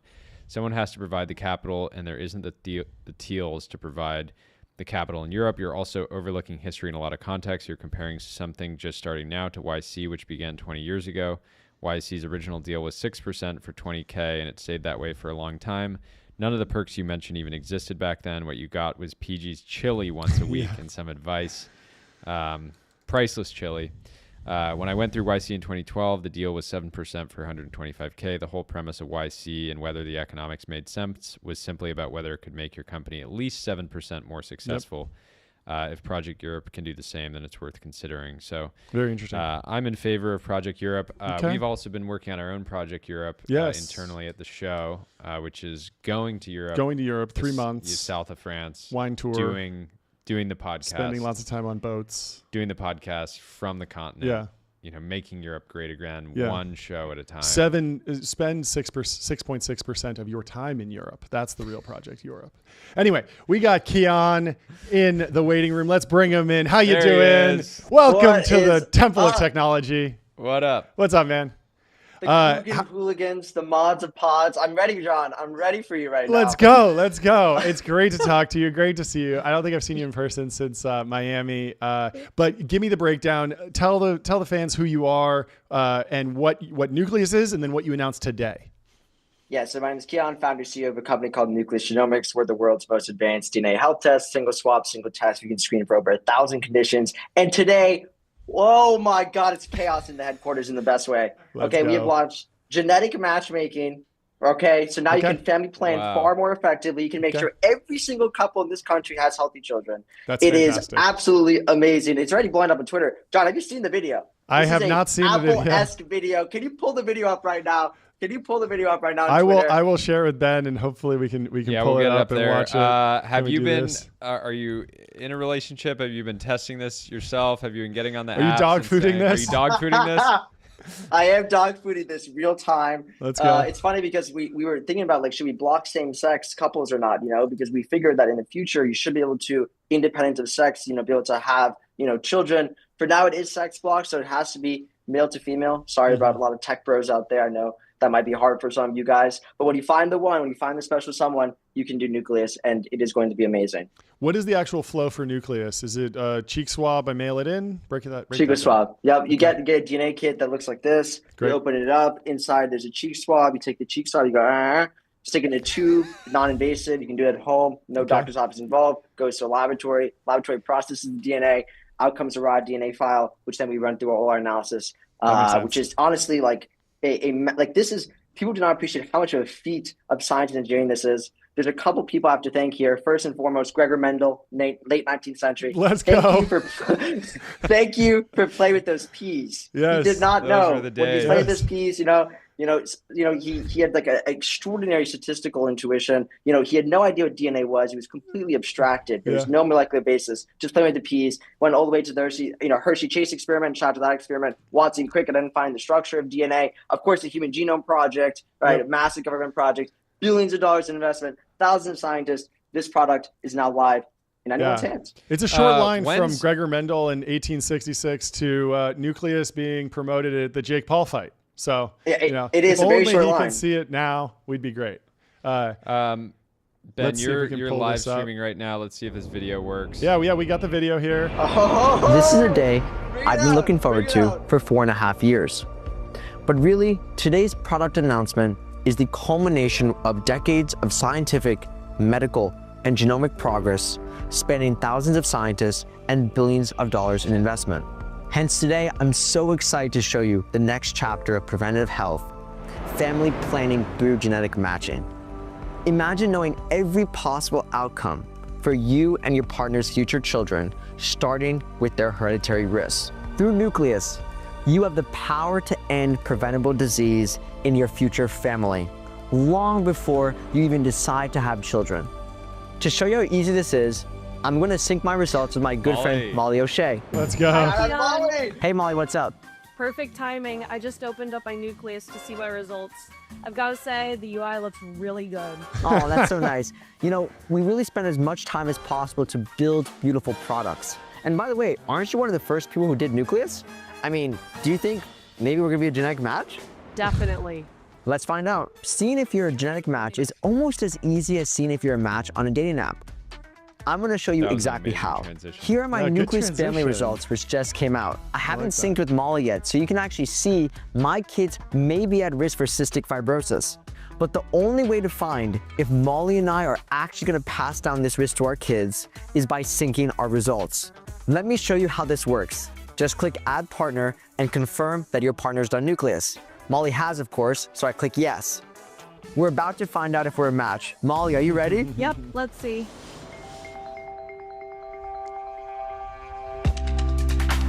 Oh my God, we're a match. This is amazing. Molly, are you still there? Shocking. I have to break up. Okay, well, we'll come back to Molly later, but let's talk about what just happened. On the back end, Nucleus scanned our combined genomes for nearly 1,000 conditions that we could have unknowingly passed down to our children. From here, Molly and I can dive deeper into the specifics of our results. In reality, 9 out of 10 parents have a genetic risk that they could pass down to their children. And 1 in 25 people have a genetic marker for cystic fibrosis. So what would happen if Molly had a genetic marker for cystic fibrosis? We have good news. We've been hard at work for something that we think will fundamentally change family planning forever. We can't share too much yet, but imagine if you could learn not just about the diseases you could pass down to your children, but also whether they're gonna look and act more like mom or dad. More on that soon. At Nucleus, we believe that anyone, anywhere should have the choice to access genetic insights to make more informed decisions about their health. Okay, very cool. So the big question, do we have him back? Yeah. You there? Oh, I think we gotta unmute him. Let's see. We're juggling things. Can we hear you, Kian? Okay, I can hear you. Can you hear me? Yep, All right, fantastic. we're back. The big question. First thing, how was that video? Goes hard, right? Yeah, It goes hard. Very clear, very clear. I really liked how efficiently everything's communicated. The transitions are cool, but it's not all style. There's substance there. Very well executed. Good job. When the big question, John and I are both married. Yep. But if one of our listeners is dating, somebody, when's the right When's time, the right time to to say, ask? all right, pull out, let me see your cheek. We got to do a quick swab. We got to do a swab. Look. There's many ways in doing this, right? If you're dating someone already, it's okay. You do nucleus, you see if you have a genetic risk or not. If you both have a genetic risk for the same thing, you can do IVF. There's other reproductive options. You're going to be good. You know the risk exists, so you can prevent the risk. That's the whole point of genetics, right? But also there's a world where, listen, maybe you're a tech bro out there listening to this podcast. You don't have the special someone yet. No worries. You sit down, you say, what college you go to, they tell you whatever. You say, okay, nice. What do you do? And then you say, have you done a nucleus test? There you go. Very nice. There you go.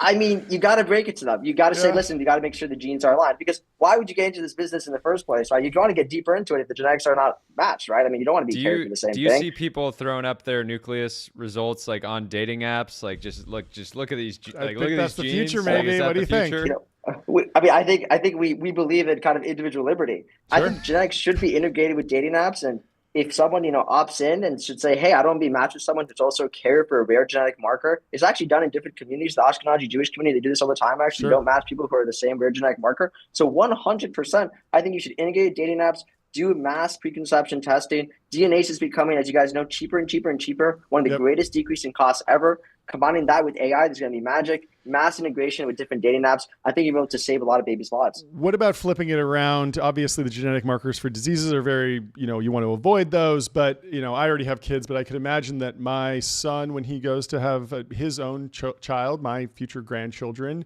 might want to optimize for a grandchild who's, going to be a future bodybuilder, let's say. And we want to make sure that, they're just matched up so they can go to the Arnold. The most proud grandpa ever. And just absolutely look diced, massive, put on 300 pounds of pure muscle. And he wants to make sure that his wife is setting their kids up for success.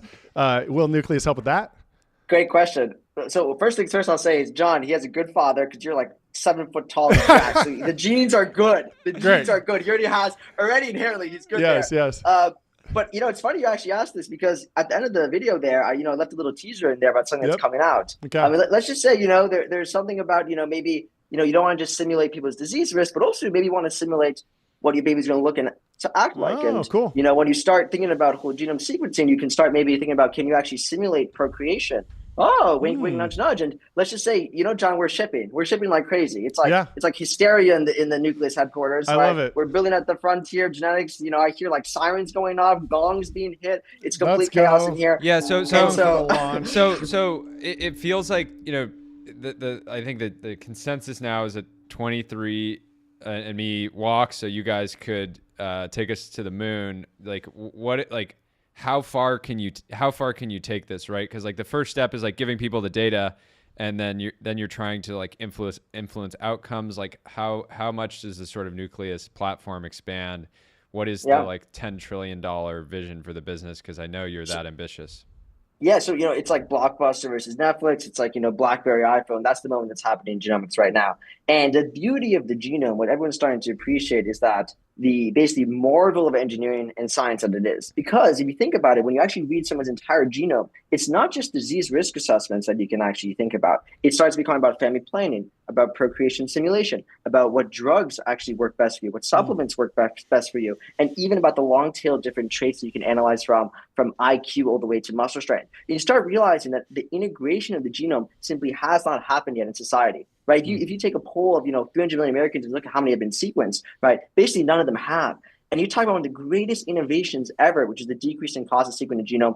By far, the single highest density, highest consequential piece of health information that exists, because it's literally your DNA. It's the entire thing, and it's not integrated in medicine, in lifestyle, or in dating. I mean, the opportunity is massive. And this test today costs $400. I'll make a prediction right here on Technology Brothers. Within 5 years, this test, $2.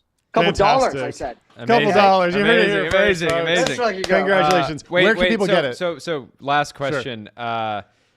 Are we going to have a way to test if somebody's nice with it or got that dog in them or is cracked? Because you seem like you're definitely nice with it. You definitely have that dog in you, and you seem this cracked. Is interesting. So we have found consistently, that founders who do nucleus tend to be very high in their schizophrenic disposition. Whoa, okay, so personally, I'm in the 99 percentile. I'm rocking it, baby. I'm seeing shit. I'm telling you right now. Schizo chat. I'm the 99 percentile. That's how it is. I swear. You look at Alexis. Shout out to my man Alexis, one of our lead investors. Super high schizophrenic. A lot of other founders I know, super high schizophrenic. and that's public, by the way. That's public, by the way. I'm not just exposing Alexis. Alexis' results are public. I would never just expose Alexis. Very public. Go look at all his results. Shout out to Alexis there. And so, if you want, you gotta look to see who's schizophrenic. In fact, one interesting study showed that they ran these different models across every single phenotype, and they compared it across different careers.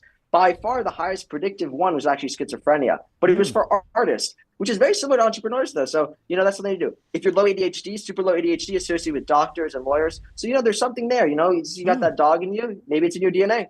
Yeah, I love it. I love it. Amazing Well, line. Where can people go get it? Where can people order a test? mynucleus.com. mynucleus.com/family. If you're a couple, you want to have healthy children, that's where you should go. Fantastic. Kian Sadeghi 5. Follow me on Twitter. Yeah, Twitter's gonna be fun today. You're amazing. You're amazing. This was guest. fun. Yeah. I've actually we've never talked, and I'd love to have you back on whenever there's genome news. Just bio correspondent. Just join this exact link. Like don't even tell us. Just join the link. Hey, there's news. You tell us. yeah. Amazing, man. Amazing. Well, congratulations on the launch. We'll talk to you soon. Talk soon. Have a great day. Thanks, guys. Bye. Have a good weekend too. Amazing. Yeah, I think genetics might explain why a single inorganic blueberry would kill you on the spot, and yet I could eat a credit card with a fork and knife and just be unaffected. So I think we got Josh Steinman coming in. Speaking of microplastic haters. Yo, how you doing? Good.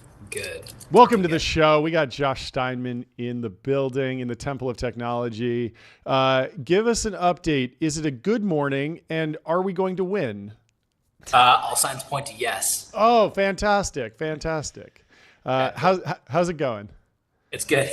How are you guys? We're You want to great. know? You want a little show lore? I definitely put one of your initial "Good morning, we are going to win" posts into the stack in the early days. And then I put another one in about a week later, and John was like, "Wait, you put this back in?" I'm like, "Yeah, we're still winning. It's still a good morning. Important to remember." And so we've done those tweets like 3 times already. And I've talked about it on the show before. I think there's this, founders will say something once and feel like they've said it, and you're not realizing that, a lot of the return is in the sort of long tail of just drilling this idea. Yep. And I really feel like it's become movement. This is the David Senra thing. You're not advertising to a standing army. You're advertising to a marching parade. Yeah. Yeah, it's interesting because, part of it is self-talk, right? And this goes into like the deep, like, how do we program ourselves? Yeah. Like human as computer. Scott Adams talks about this, the moist robot hypothesis, but other people as well. And like his school of persuasion is the same school that Bill Clinton and Tony Robbins come from, like Norman Vincent Peale, like there's a lineage here. So it's like, how do we talk to ourselves as people? How do we talk to ourselves as agents, free agents, like in the world? So part of it is just like, I'm telling myself every day, like you have to wake up and you have to like want it every day. And then the other part is just like, obviously, with the public persona that I have, having come from, both the military, but then also politics, like, man, it was dark for a while, like super dark. And I just wanted something where I just could say to myself every day, like, look, things can turn around. And I actually think they're going to, and certainly they have.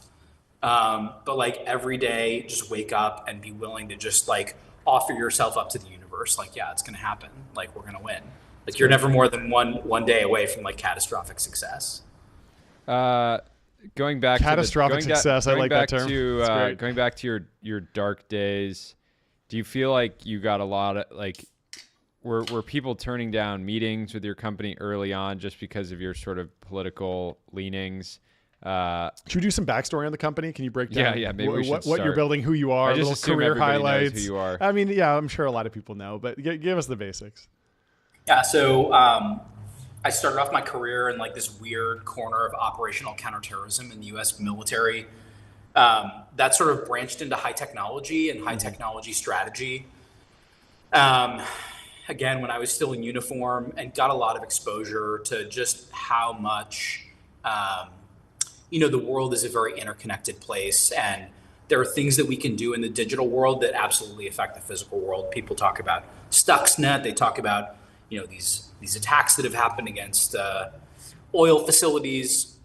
So I get out of the military, I go to Silicon Valley, and then 2 years later, just like a strange series of coincidences, I get asked to come back to Washington and essentially be like the most senior cybersecurity person in the US government. Not like I'm going to reset your password, but like I'm going to remake our entire practice of running cyber operations for like the DoD and the intelligence community and Homeland Security and all that stuff.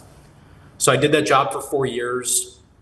And then afterwards, pulled together two buddies of mine, including Brandon Park, who helped stand up Amazon's global, what we call operational technology OT cybersecurity program at Amazon. And then Felix Plashinsky, who I'd recruited to come join me in the admin, who was a hedge fund trader.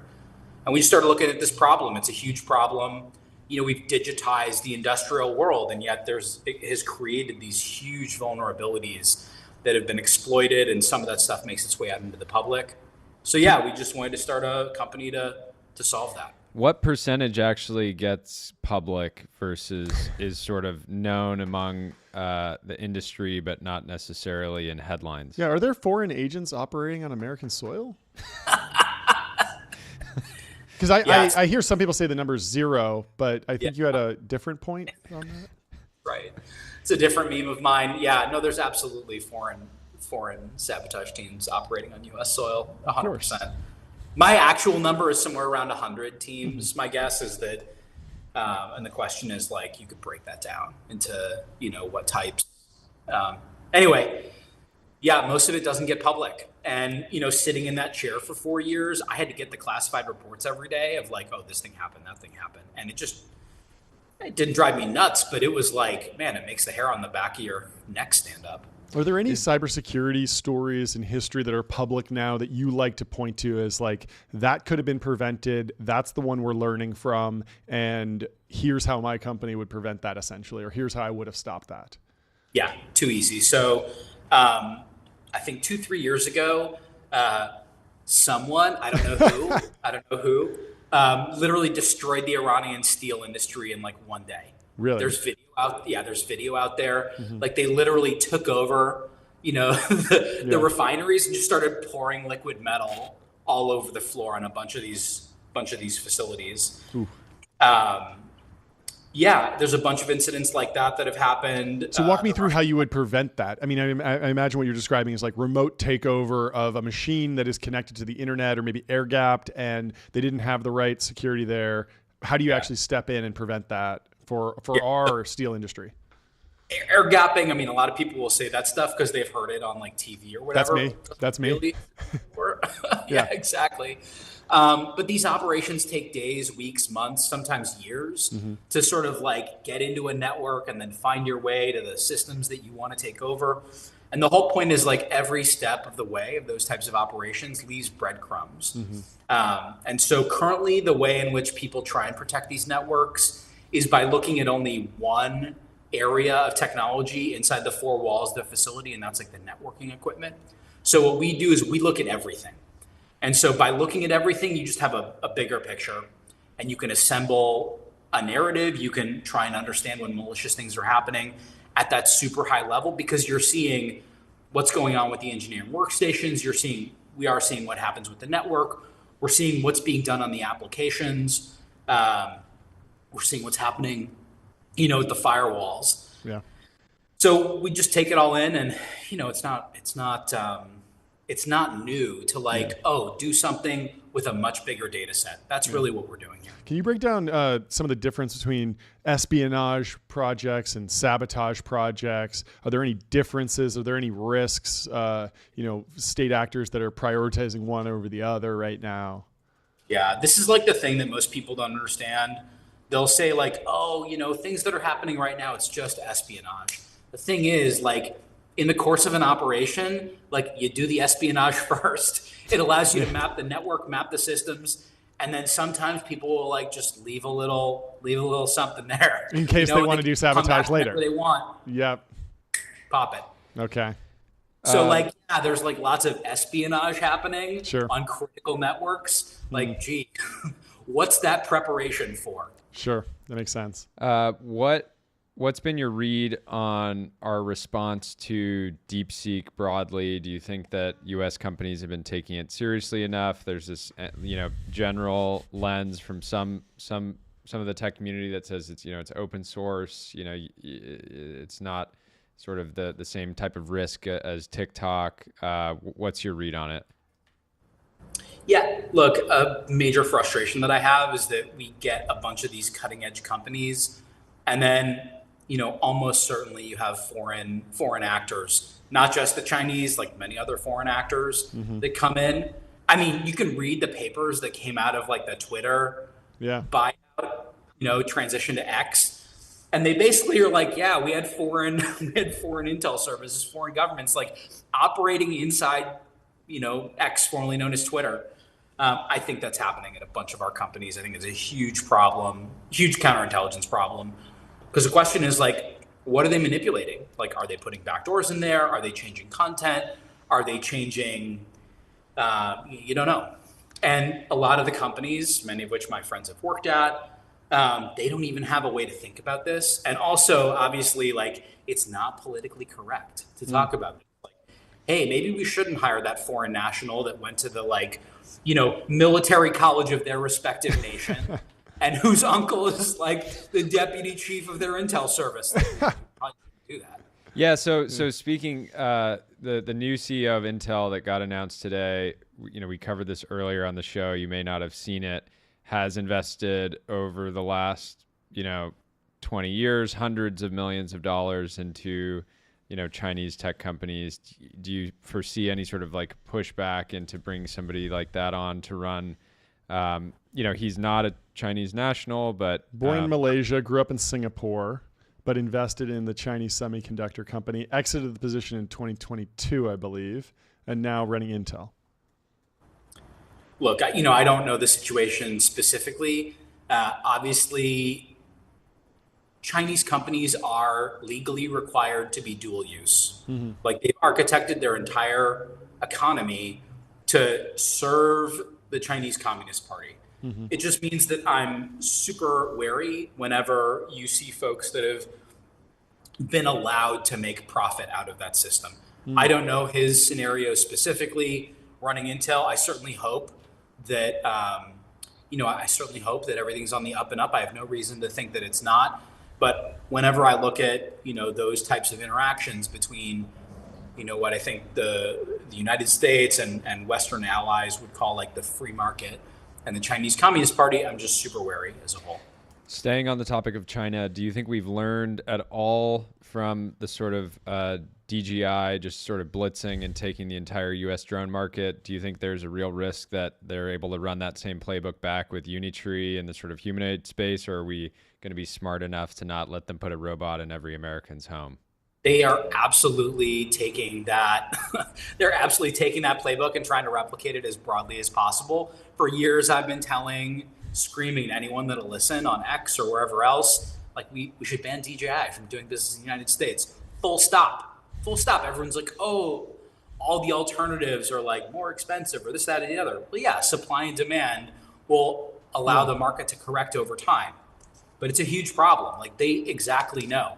By the way, like if you don't think that senior CCP Intel officials have the ability to just walk into DJI headquarters and be like, give me everything you know about the topography of the United States, like you're smoking crack. They probably have access to it right now.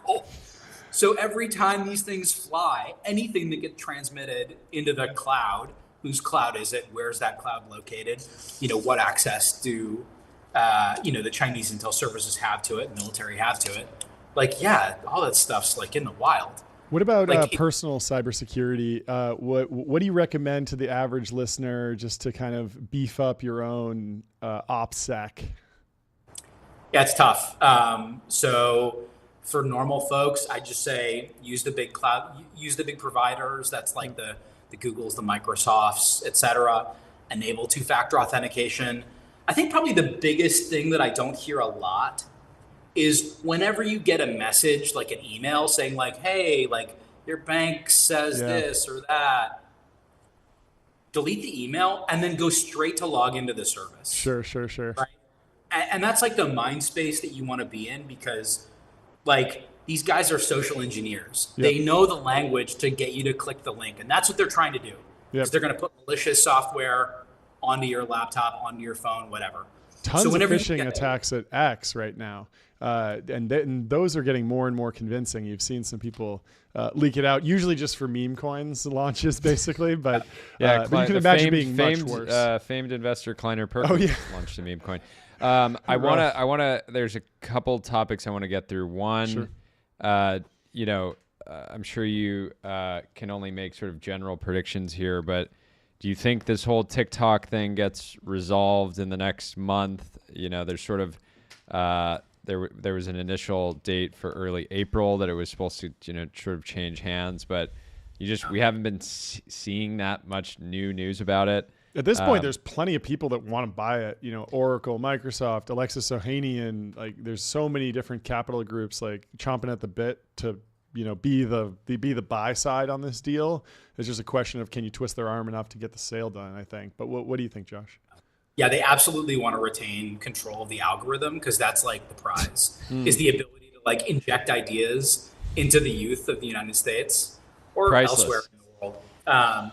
And so I think that's going to be, I hope that's a major sticking point with the way in which it resolves out.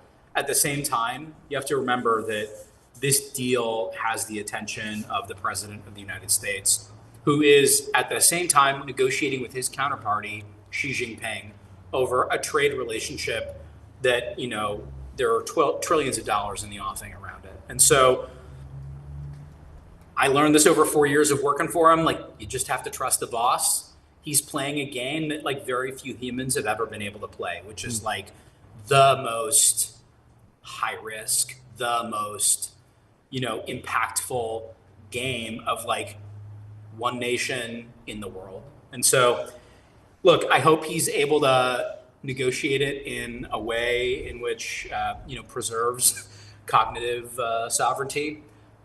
There's a lot going on, and I'm sort of taking my foot off the gas on it. It's not a focus. Let's sovereignty. kind of pivot to a topic that's, definitely, I'm sure, top of mind for you guys. Reindustrialization. The vibes are good. The work is, maybe starting. Ongoing. Feels like it's starting. It's certainly ongoing. Job's not finished. Are we doing enough? It seems like there's a, sort of there obviously is a top-down directive to invest in America, but, there's been, on the topic of China will give, companies, very, very low or zero interest rate loans to do development. We're not quite there yet. I think DeepSeek's taken one of those. Yeah. DeepSeek turned down all their venture capital interest and said, we're just going to take a 0% loan from the Bank of China. I love it. It doesn't, it's almost like it's not an impossible task, but it's a very difficult one. Are we doing enough? Do we need to do more? What's your take? Yeah, so in my 4 years at the White House, I ended up taking over this not even taking over, but owning this portfolio of like technology supply chains. And it's hard. The Chinese are literally, just like you guys have said, they're out there giving these 0% loans to these companies to try and build what they call national champions. And so how do we compete? I think the answer is just the market, and I don't mean that in a sort of like lame kind of way, like, oh, the free market will take care of it. But like there is an incredible amount of dynamism in the American system and in the American markets. So like the Chinese can certainly go out and try and drive attention or monopoly towards their chosen, national champions. But we've got a bunch of people that want to make a ton of money here in the United States, a bunch of people from around the world that come here because they want to make a ton of money here in the United States. I think that presents us with different advantages. And so I think that, when it comes to financing, there are lots of tools in the toolbox. There's the Defense Production Act. There's, DoD procurement. There's a whole bunch of things. I do know that the team right now is thinking about all of them. Again, having sat in the seat, I'm not going to take shots at anyone. Not that I have any shots to take. Just that, I'm confident that they're thinking about it. I'm confident that they know, what's available. And I think we're seeing great stuff already. What do you think about the debate between supply side and demand side stimulus in these projects? Like the CHIPS Act, obviously, $50 billion. I think $8 billion was going to go to Intel, provided some milestones, but Ben Thompson has been advocating for flipping that around and instead just saying, hey, let's have the U.S. government say, we're buying chips that are made in America.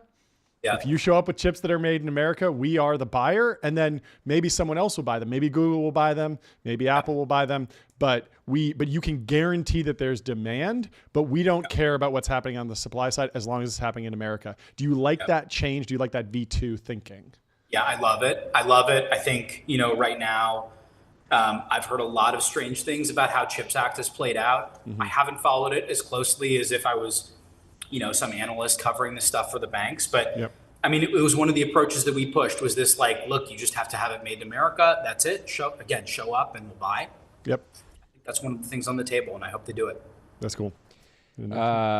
What's just pivoting back? I don't know if you're in California right now or up at the northern office, but how do we solve the wildfire crisis in California? Right, it's this sort of very complicated issue. You've worked in government, you're very in tune with what's happening in hard tech. It feels like there's a public role, to play. There's a private markets role to play. There's obviously the whole insurance side, but you're sticking it out here in California, I hope. So what's your position on, what we need to do as a state? I mean, we got to let the forestry guys actually operate. It's insane to hear them talk about what was going on in Altadena, where years it took them to file these crazy applications with 15 different state boards letting them do controlled burns and brush clearing, and they'd get said no to. We just got to let these guys do their job. Forestry management is a solved problem, mm-hmm. right? Let these guys get out there. The Europeans laugh at us. The president talks about this all the time, but it is literally true. They don't have these types of catastrophic forest fires because They have good forestry management. There's an amazing account, MANN made films on Twitter. You've seen this guy? He did a film. He took a red camera and he became one of these. What are the smoke jumpers? Oh wow! Smoke jumper, and he did this amazing film. Follow him on X. But he talks about it. It's like, look, yeah, these places are prone to fire, but if you let the forestry management folks do their job, like, you know, you can manage it. And the same thing with the water stuff. Like, the solutions are known. Like, there's weird blockages in the way in which water comes into California, and the president's trying to deal with some of that stuff. Like, the state of California, like, people know what the answer is. They're just not being allowed to do it because crazy, weird bureaucracies. That's right. The movie was called Hot Shot. I remember seeing a trailer for this and being blown away by the visuals. I need to watch this movie. This looks fantastic. Available on Amazon Prime, Apple, Google Play. Go check it out, folks. Anything else? I think that's all I got. Thanks for stopping by. I'd love to, we'd love to have you on when, there's a bunch of these topics. Cybersecurity correspondent. You're our new cybersecurity correspondent or brother, depending on. Or just morning pump up speech. Yeah. Just hop on. Just tell us good morning. We're going to win. Then you can hop off. Get to the rest of your day. We've been starting the show by singing a little bit. So if you ever want to create like an anthem or anything, we need good mantras. We need good mantras. We have a few. Temple of Technology, Fortress of Finance, Capital of Capital, but good morning, we're going to win works too. See you guys. Thanks for coming on. Thanks for coming on. It's great. Cool. We have 5 minutes until the great debate. Let's hit a couple posts. What do we have in the queue? So this is a crazy story from this account, Rob Wiblin. So he says, this is a tiny niche story, but it may actually be the most catastrophic thing to happen globally yesterday.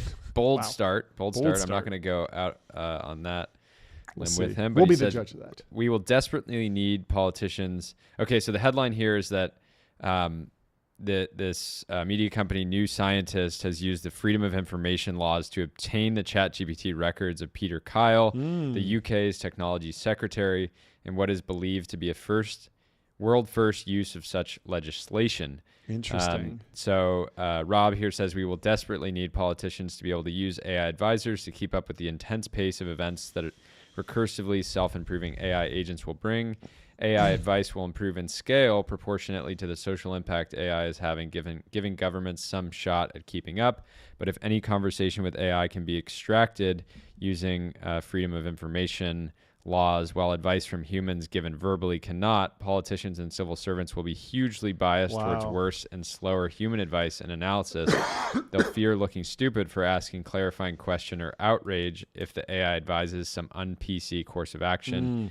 Just as we need humans in government to be able to have some private conversations, we need humans to be able to get AI advice without journalists being able to publish the transcript. These conversations must urgently be carved out of FOI legislation.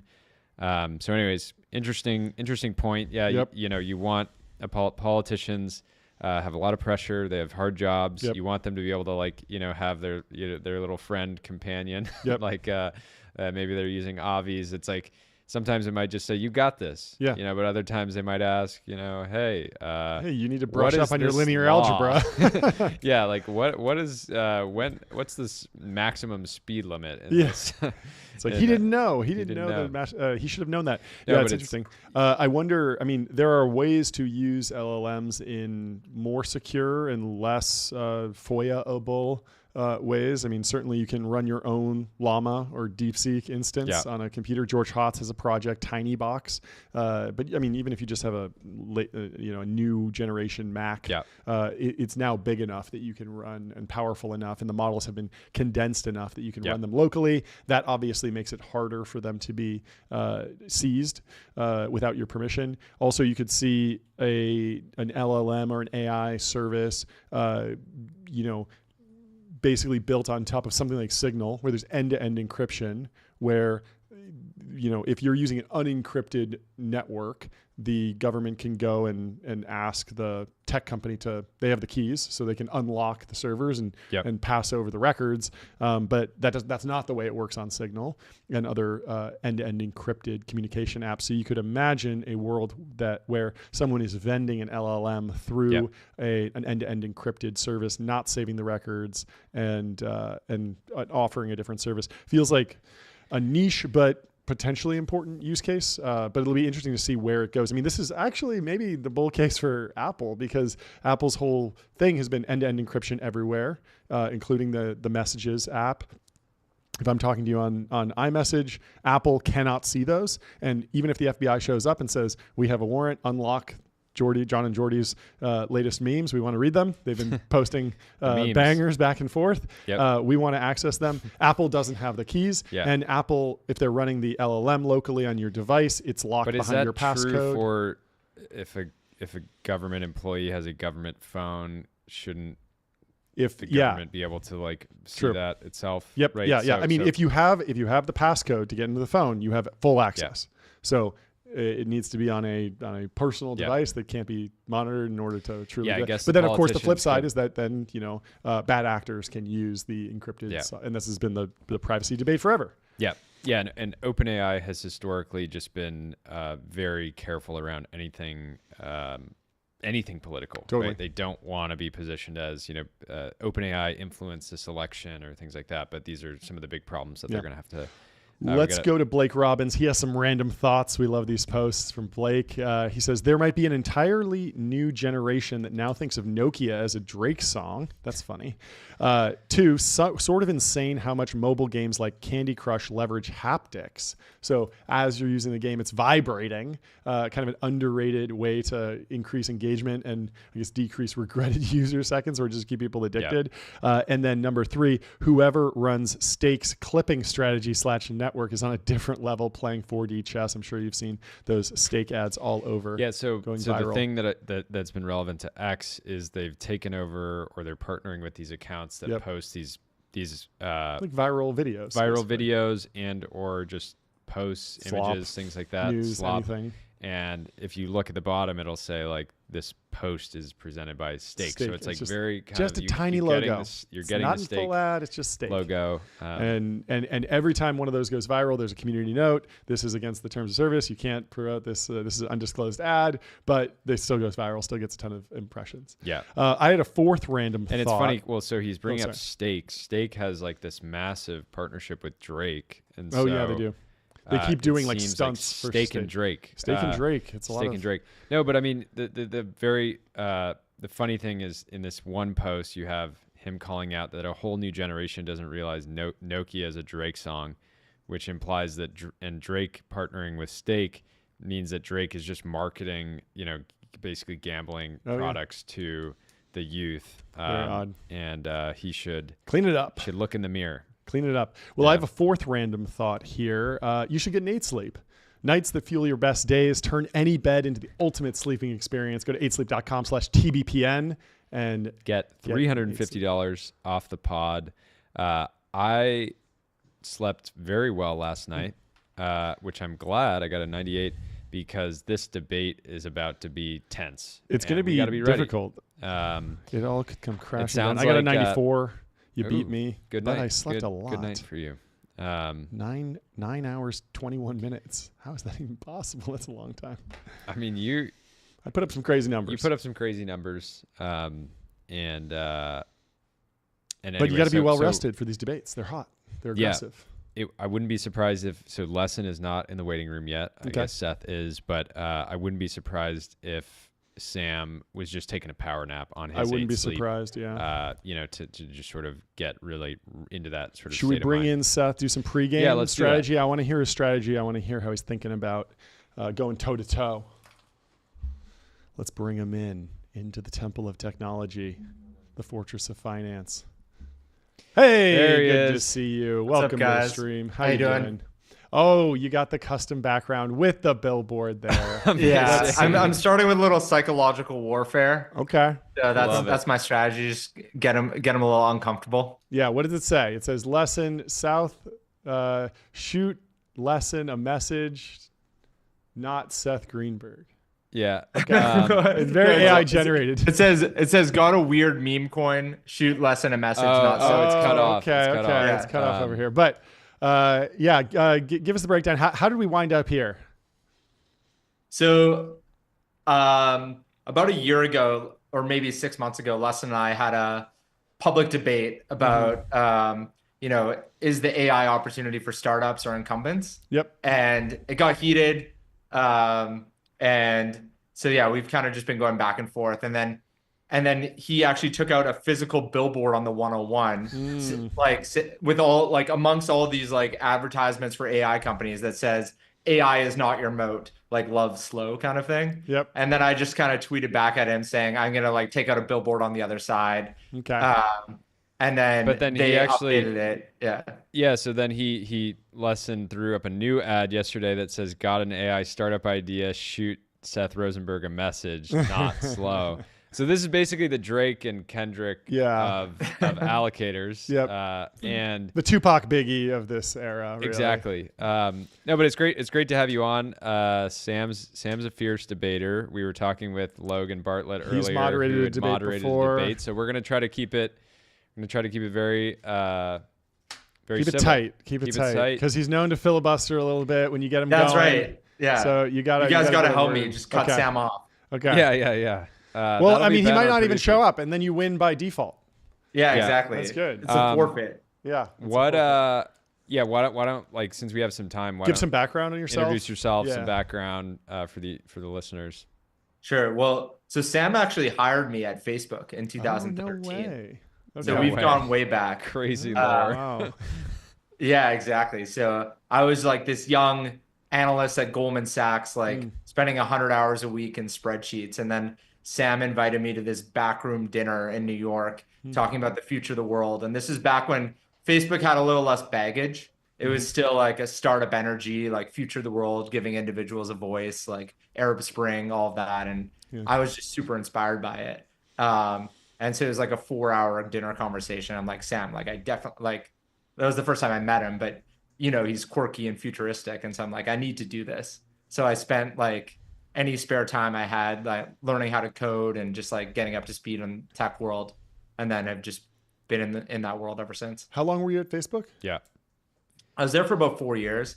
I led the separation of Messenger into its own app, and then David Marcus came on to lead it, and Stan came on and built kind of an empire around it. And then I was like running post Project Titan, because it wasn't Titan like the whole project to like put everything together, and then you kind of that was after I left. That was after I left. Okay, this was the opposite of that. Which was the separation. Yeah. This was back when it was like Facebook chat. That's the game at a hyperscaler. You just break it apart, put it back together, employment for PMs in the Valley. Yeah, exactly. So I was there for phase 1. Okay. And then you went straight to Greylock, or what was your next move? No. So I was running the product for the developer platform at Facebook, which was like AI bots, messenger bots. It's like the hottest thing in Silicon Valley for like 4 months before everyone realized it didn't work, because we were 7 years away from LLMs actually, being released. Yeah, I remember those bots. Lots of business logic, lots of if-then statements. Exactly. Dressed up with a nice UI every once in a while. But all right, we got your former boss, or at least the guy that hired you, is in the waiting room now, so we can bring him in. Let's bring him in. And bring him into the Temple of Technology, the Fortress of Finance, the capital of capital. And if they get out of hand, I'm going to be ringing this gong, telling you hurry it up. Finish what you're saying. No filibustering on this debate. Sam, you almost forfeited by being late. I was in the waiting room. I'm sitting there. I wore my Team Canada, Canadian Team Canada like architects for you, Seth. Yeah, thank you. I appreciate that. I support your 51st state. Yeah. Hey, I'm American now. I kind of support it too, honestly. That's great. There you go. It's great. Well, welcome to the stream. Welcome to the debate. Should we do some opening arguments? What lay down the general what is the actual point that we're debating here? Sustaining versus disruptive innovation for artificial intelligence? Is that kind of where you guys are differing the most? I think the debate is that Sam has too much disposable income to waste on billboards. Oh, okay. Ooh. Yeah. So Sam, what's the Shots ROI been fired. so far? Are you? I don't know, Seth. How many AI pitches have you gotten from my billboard? Actually, honestly, like the inbox is full. Yeah. There you go. Fantastic. You're welcome.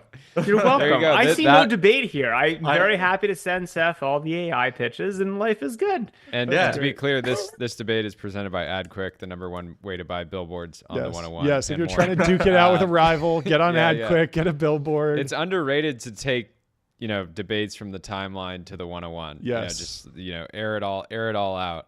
But yeah, so Sam, we had Lessin on the show, I think last Friday, broadly, talking about opportunities in AI and the whole kind of full spectrum. I don't even know necessarily where to start. You guys were the ones that Well, okay. Here's what I'll Seth and I have been debating this for years. Let me try to tee it up, which is I, for several years, so I try to be self-consistent, have been very pro that AI is going to make the big platforms a shit ton of money.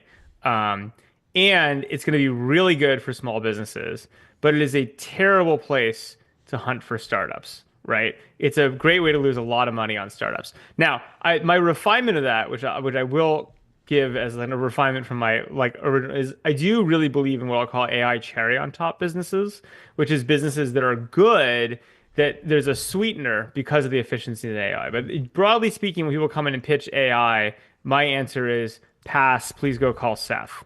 Seth's answer, I think, is please call me. Okay, Seth, what do you gotta say? So I think that tees it up well. So I'll give you two examples of where I think massive new businesses can be built that are, let's say, AI native. I think one is like networks and marketplaces based on new democratization of being able to create new types of content. So like the analogy on the phone is you now have a camera in everyone's pocket. The first wave of apps was like camera filter apps, and then Instagram. No, the first wave of apps were fart apps.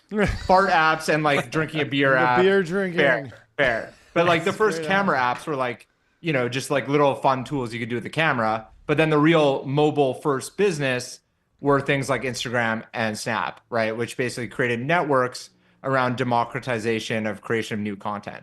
And I think if you think about AI, like what new types of content can now be created by everyone, there's a few examples. One are games, like what's the next Roblox? Two is music. Is Suno going to have like a consumption experience? So there's going to be a new type of network there. Three is software, right? Just generally. I don't know if there's enough out there to build like a web app store around productivity or vertical SaaS or whatever, but there's basically democratization of new content type. And I think you could create a marketplace around that. I think you could build a big business. So, I mean, I guess, go ahead. I guess to like maybe push you a bit further there, like specifically around Suno, and I don't have no insight into what they're actually doing, but if I create a great song on Suno, don't I want to share that with like the most amount of people? So just like take that to YouTube or X. And wouldn't that be an argument that, like the value just kind of continues to just like anchor around the sort of distribution platform? Yeah, I think that would be, a base case or kind of like smaller outcome for Suno if it just kind of gets relegated into the creative tool. Mm-hmm. But I think if like the number and quality of things that are actually created on the Suno platform starts to exceed, or at least like take a meaningful but separate piece of the market, then they could just create a more closed ecosystem where the only way to get that content is on Suno. I think that's extremely unlikely. I mean, the thing that I think is like that I would say I buy is I'd say that in general, the medium is the message, right? And so you have in a lot of places. And so when you have a new technical by the way, tool, Sam made me read that book as onboarding for Facebook. I did. I used to have the distinction of controlling the reading list, which I invented for all onboarded PMs. And I hired Seth and then made him read. Marshall what was it? It was McLuhan. Marshall McLuhan, Snow Crash. Snow Crash, okay. Snow Crash was well before Oculus on the required reading list. Fantastic. A few others. But look, I mean, I think here's what I was gonna say is, I do. If you think about like a lot of what the internet is, people like to think about it as a technology, right? Or a lot of that's what it really is like an information economy or a content economy. And like I think if you start thinking about things on economic terms of like producers, consumers, like what's the holistic picture of that, you do get some really interesting frameworks for talking about AI. So I'll give you an example. What is Facebook or what is social media? It really is a content pump, right? There are rules, there's an economy established with it. That economy then produces a certain type of content, pumping it out of humans that otherwise wouldn't have been pumped out, and then recirculates and shares and creates an economy around it.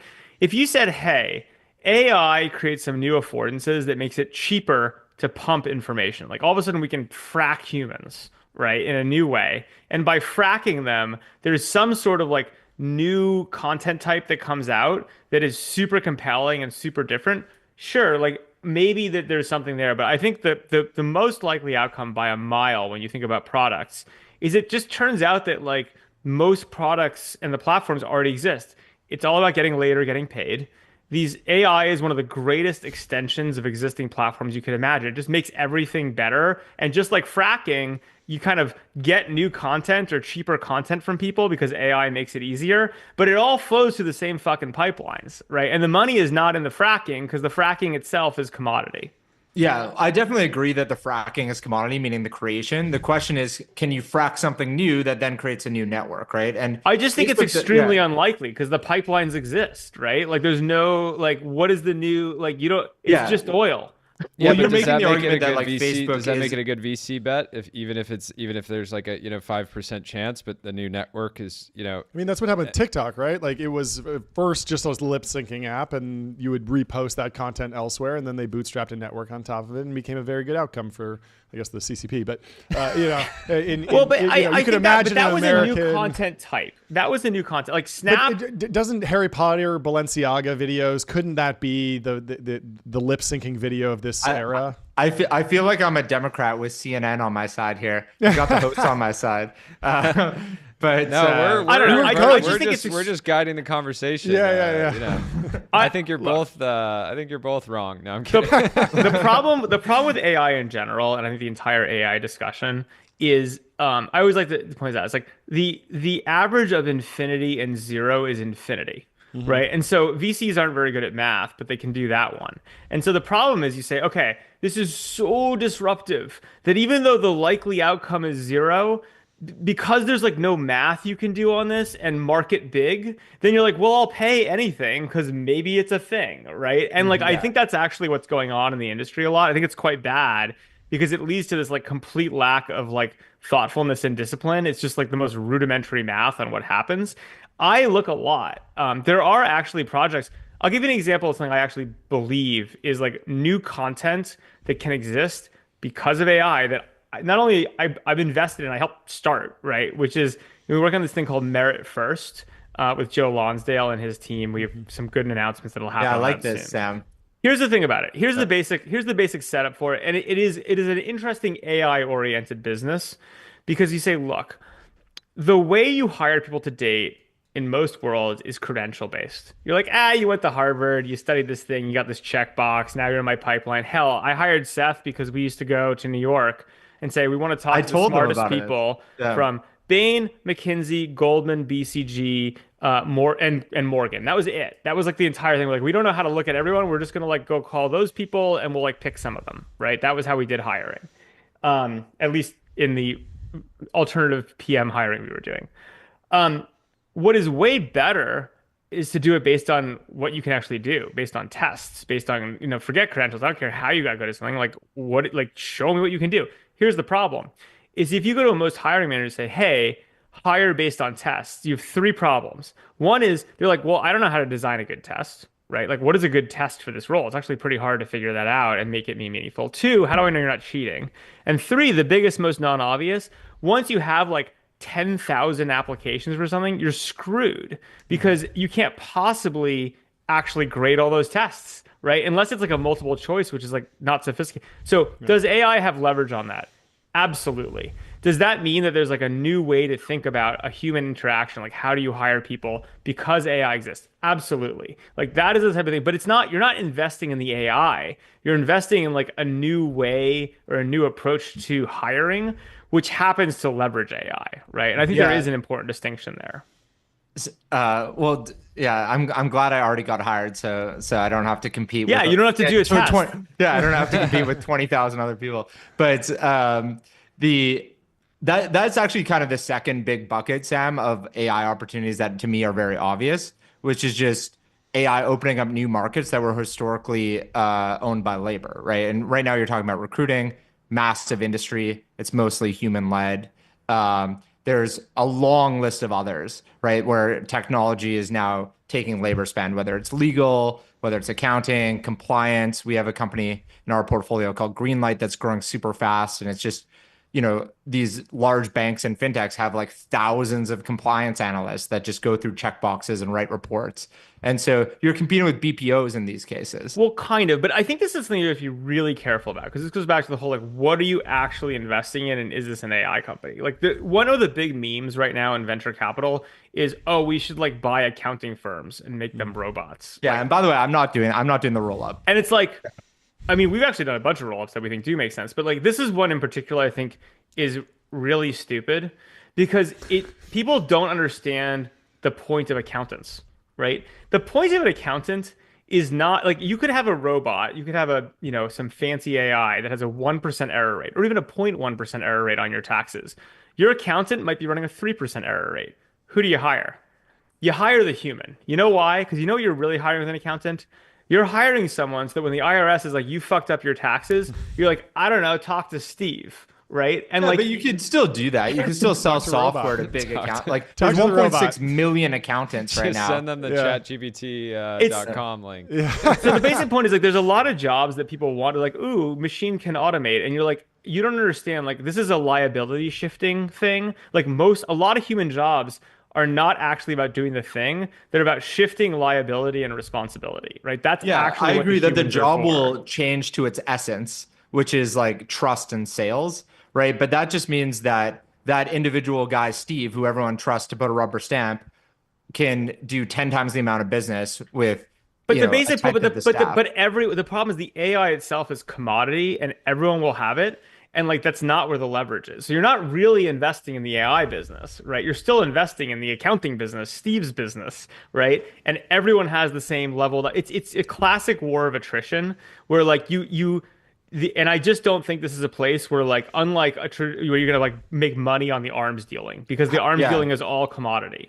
Well, the question is, does Steve, like, is the software that Steve's using to leverage himself, is that OpenAI and ChatGPT? It doesn't. Is that Thomson Reuters, or is that a new company? It just doesn't matter. It's all commodity. Okay, how do you map this to the mobile wave? Because we were just talking to Logan Bartlett about this. It's kind of the classic innovator's dilemma: sustaining innovation versus disruptive innovation. And with mobile, it's like it did feel like a sustaining innovation in that the mobile Salesforce was just Salesforce, and yet a lot of VCs made a lot of money betting on mobile companies if they got into WhatsApp. You don't think so? They didn't make that much money on it. I mean, I think Silicon Valley has a story that venture capitalists like to tell LPs, which is every X years, the whole thing gets reshuffled and there's all this money to be made. It's bullshit, right? Like, the going from shrink rack software to internet, that was a big deal, right? Sure. That was a paradigm shifting, broke the machine thing.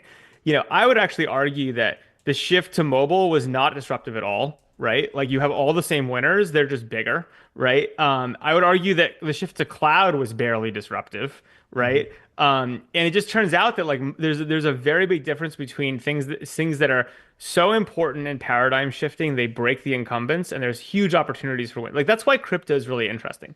Think what you will of it. Crypto is extremely hostile to incumbents, right? As like a concept.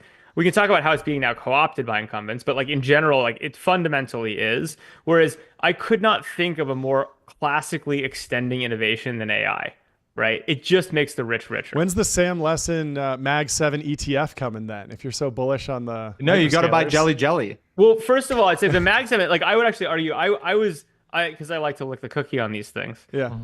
Is like, I was like, I think, if you go back 2 years, like, pitching these are the 5 companies that are going to win in AI, and it's all the same ones that already exist. I mean, it was, So I'm into the Mag 7 thing. I also would say like when people ask me like my AI investing strategy, I'm gonna say like thank God I held on to some Facebook stock. Sure. Right? Like that's the answer. It's What like about the the best idea AI that bet. yeah, what about the idea that like Apple's slipping or Google's not shipping fast enough? Like this does create opportunities for entrepreneurs at least to build a company that gets acquired or something. Like they're not going to get acquired. They're just going to get copied.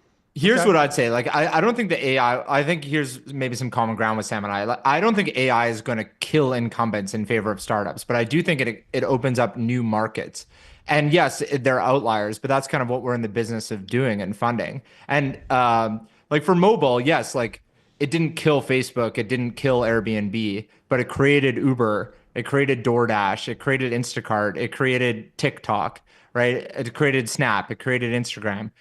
Created WhatsApp, and so these are tens of billions, hundreds of billions of value that were kind of mobile first, and it's a similar thing, which is like, what are the new capabilities? GPS, camera, video. Can you use that as a hook to then create a sustainable business, whether it's a network? I agree with you, Sam, that like AI by like doing an API called OpenAI is obviously not defensible, but can you use it as a hook to then build a real business? And I just think the answer is in almost all places, no, right? Like I think it's a thing. It's just like everyone uses it. Everything gets leveled up. Like to your thing about incumbents and Apple. Look, Apple is comical. We talked about this last week. Like the Apple stuff is like pretty funny, right? Because it's so bad, right? Yeah. But it's not going to make me buy an Android phone. Right. Like, and so you're like, so they have a hell of a lot of time to figure out something. Like we are a long way away from that being a real issue for them, even if it's pretty funny. What about the more sclerotic industries? I mean, you're thinking about, like management consultants seem to be printing money on AI, just strapping on AI pitches onto legacy businesses.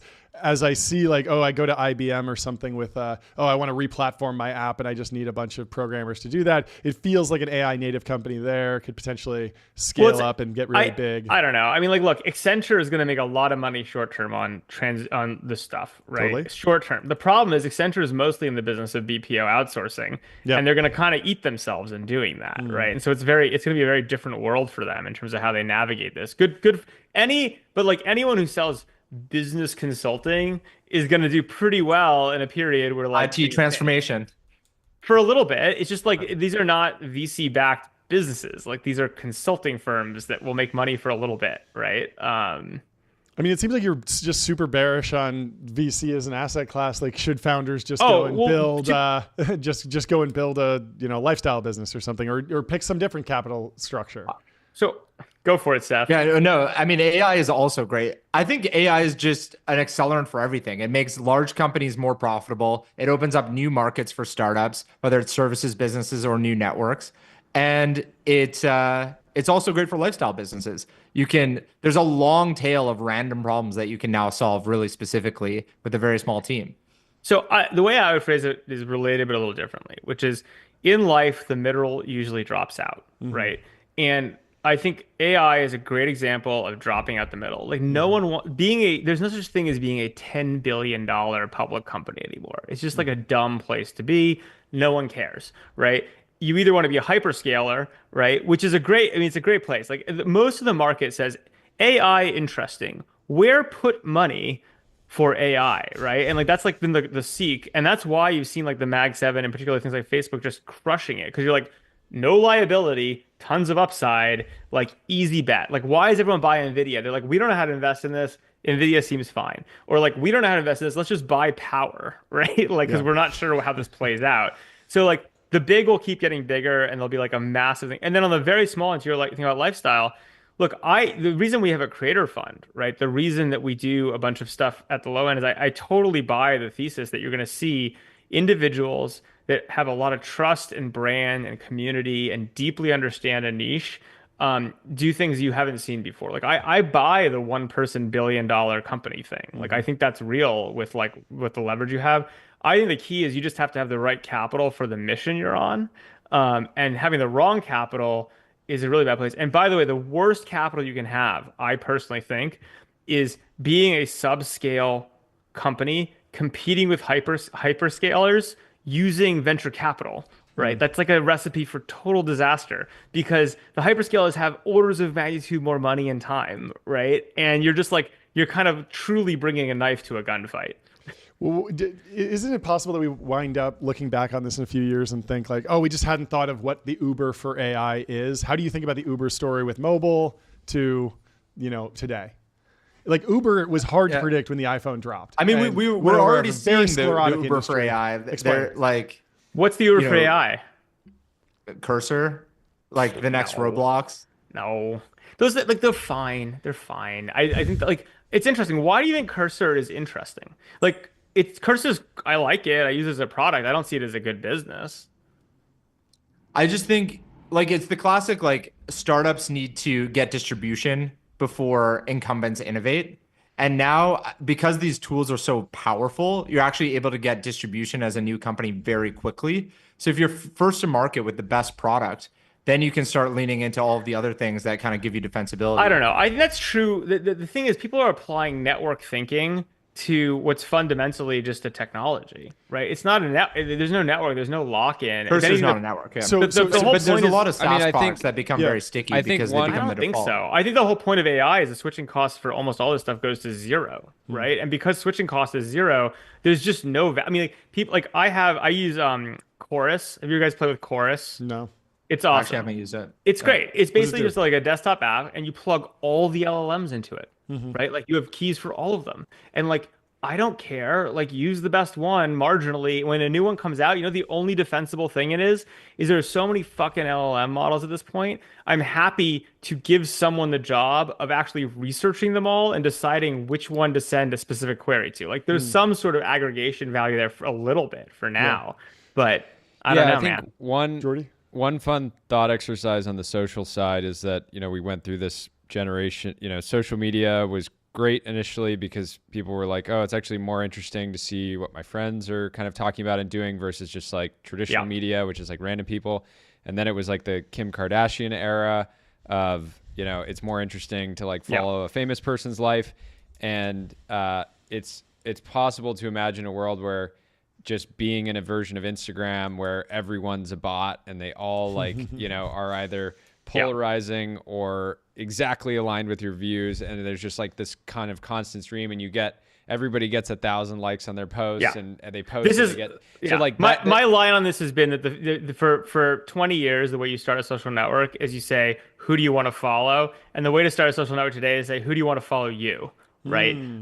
Is like the inversion that you could see. Like I'd actually argue Twitter is already doing this. Like Twitter, I think is I have no inside information. My sense is it is intentionally full of bots, right? Because people are lonely. People want responses. It's clearly full of dopamine. Bots. Yeah. They want the dopamine. We talked about this, Sam, as like a new social network. Yeah. So you're like, look, there just aren't mathematically enough humans to fulfill people's need for like validation. So like, sure, throw a bunch of machines in the mix so that people have more validation floating. This is why I debate Sam. I just want more billboards. Yeah. I think one example that is way too easy to like, or way too early to make a call is you have, so Seth, you guys are in Tome, which started out as like the ability to like generate slides, which like people spend a ton of time all day long making slide decks. Like there's probably billions of dollars spent just producing slide decks in the US for various use cases.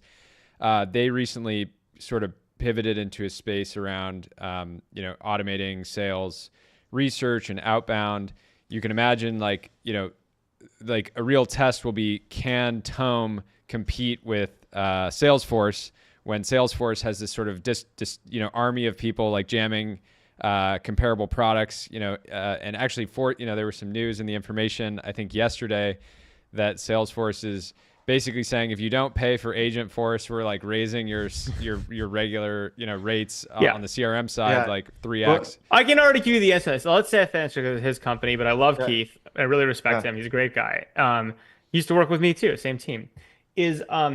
No way can Tome compete on this, but I'll go even a step further, which is this entire industry of outbound goes away. This is where we talk about the real displacement of what's going on. So first, I have several portfolio companies. They're calling us saying, we have this thing, we tried this thing in AI, but now all the platforms are just bundling it and giving it away, and we can't compete because even if we're better, so like that's happening all over the place, and you're like, duh, of course that's going to happen. This is an easy tack on.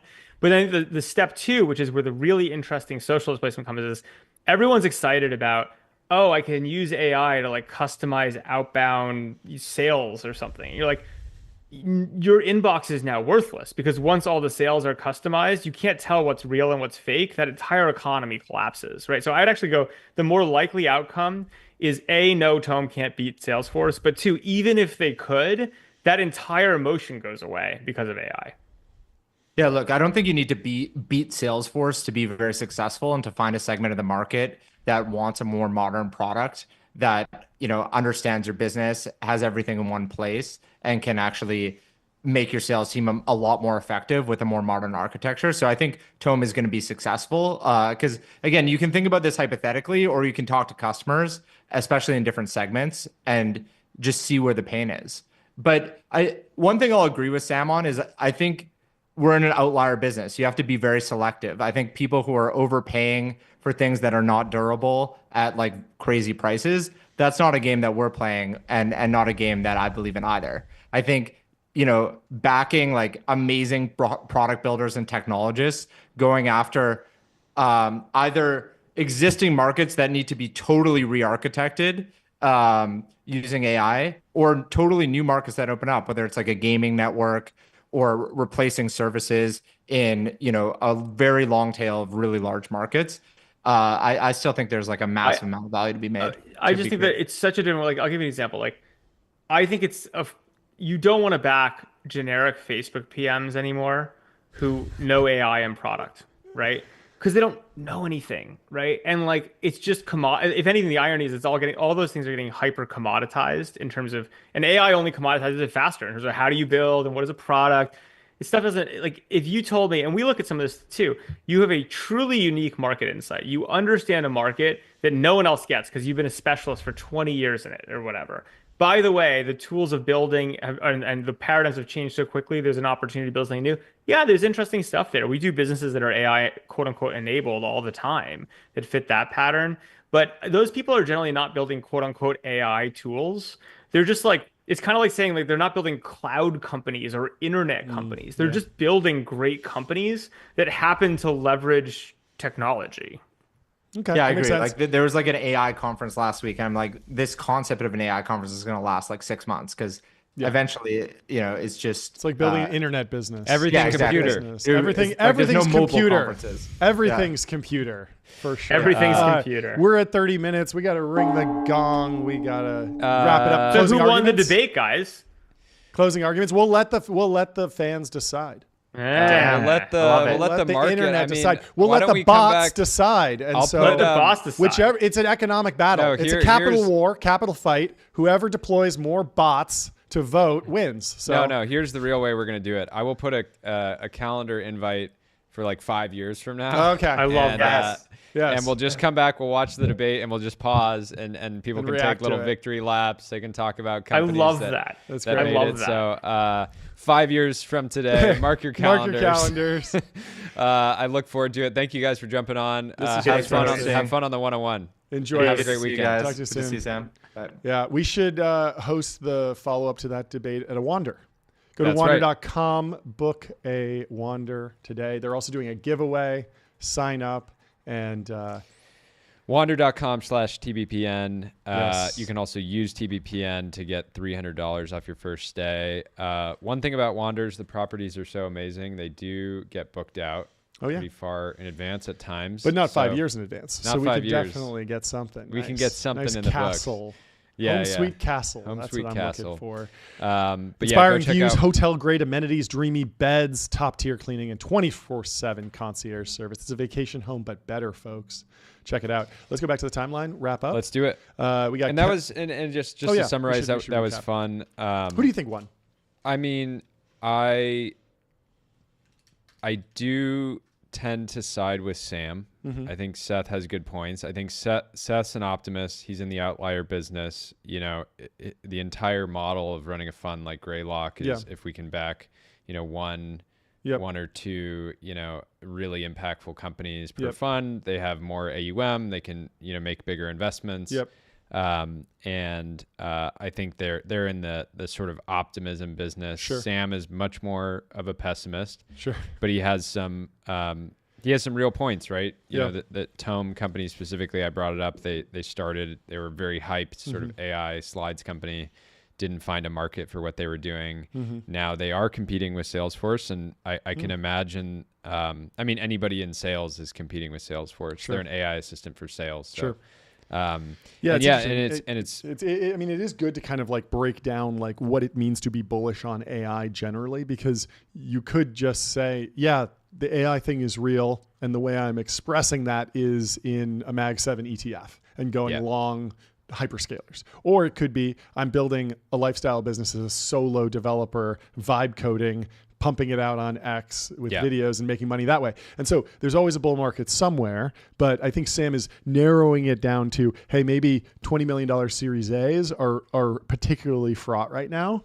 And I don't know, it's possible. It just depends on if you get in the right business. I still think it's early enough that we could get our WhatsApp, we could get our Uber, and you might see some funds dump $20 million at $200 million post the big and thing still is, get 100x return. The big thing is it seems like what we now define as AGI is an extending innovation, but it's the sort of looming ASI. Sustaining. That's the disruptive. The real disruptor is ASI, not AGI. Exactly. As we're sort of currently defining them. Yeah. And so my joke with that is funny. that eventually when ASI comes, you say, set up a website or buy me something, and it rebuilds Stripe from first person, like all the way. It writes all the code that's ever existed on the internet in 5 seconds and builds you everything. And that would be very disruptive. But I think we're a long way from there, especially on how much it costs to inference these models and how rough the vibe coding thing has been amazing. But then we've heard a lot of accounts of people saying, it'll get you 80% of the way there, 90% of the way there, but there's still a lot of humans in the loop. Working product. And maybe we are seeing not acceleration, but deceleration in the efficacy of these models. But they're still really fun. They're cool. And I want to check out some of those ones that he recommended. I actually did play with Suno last night for the first time. Bedtime song? No, I was trying to make a theme song for TBPN. I was thinking we need our own, NFL. No, so what we should do is get a symphony. Yes, and we stand in the symphony. I think they play it, and we just.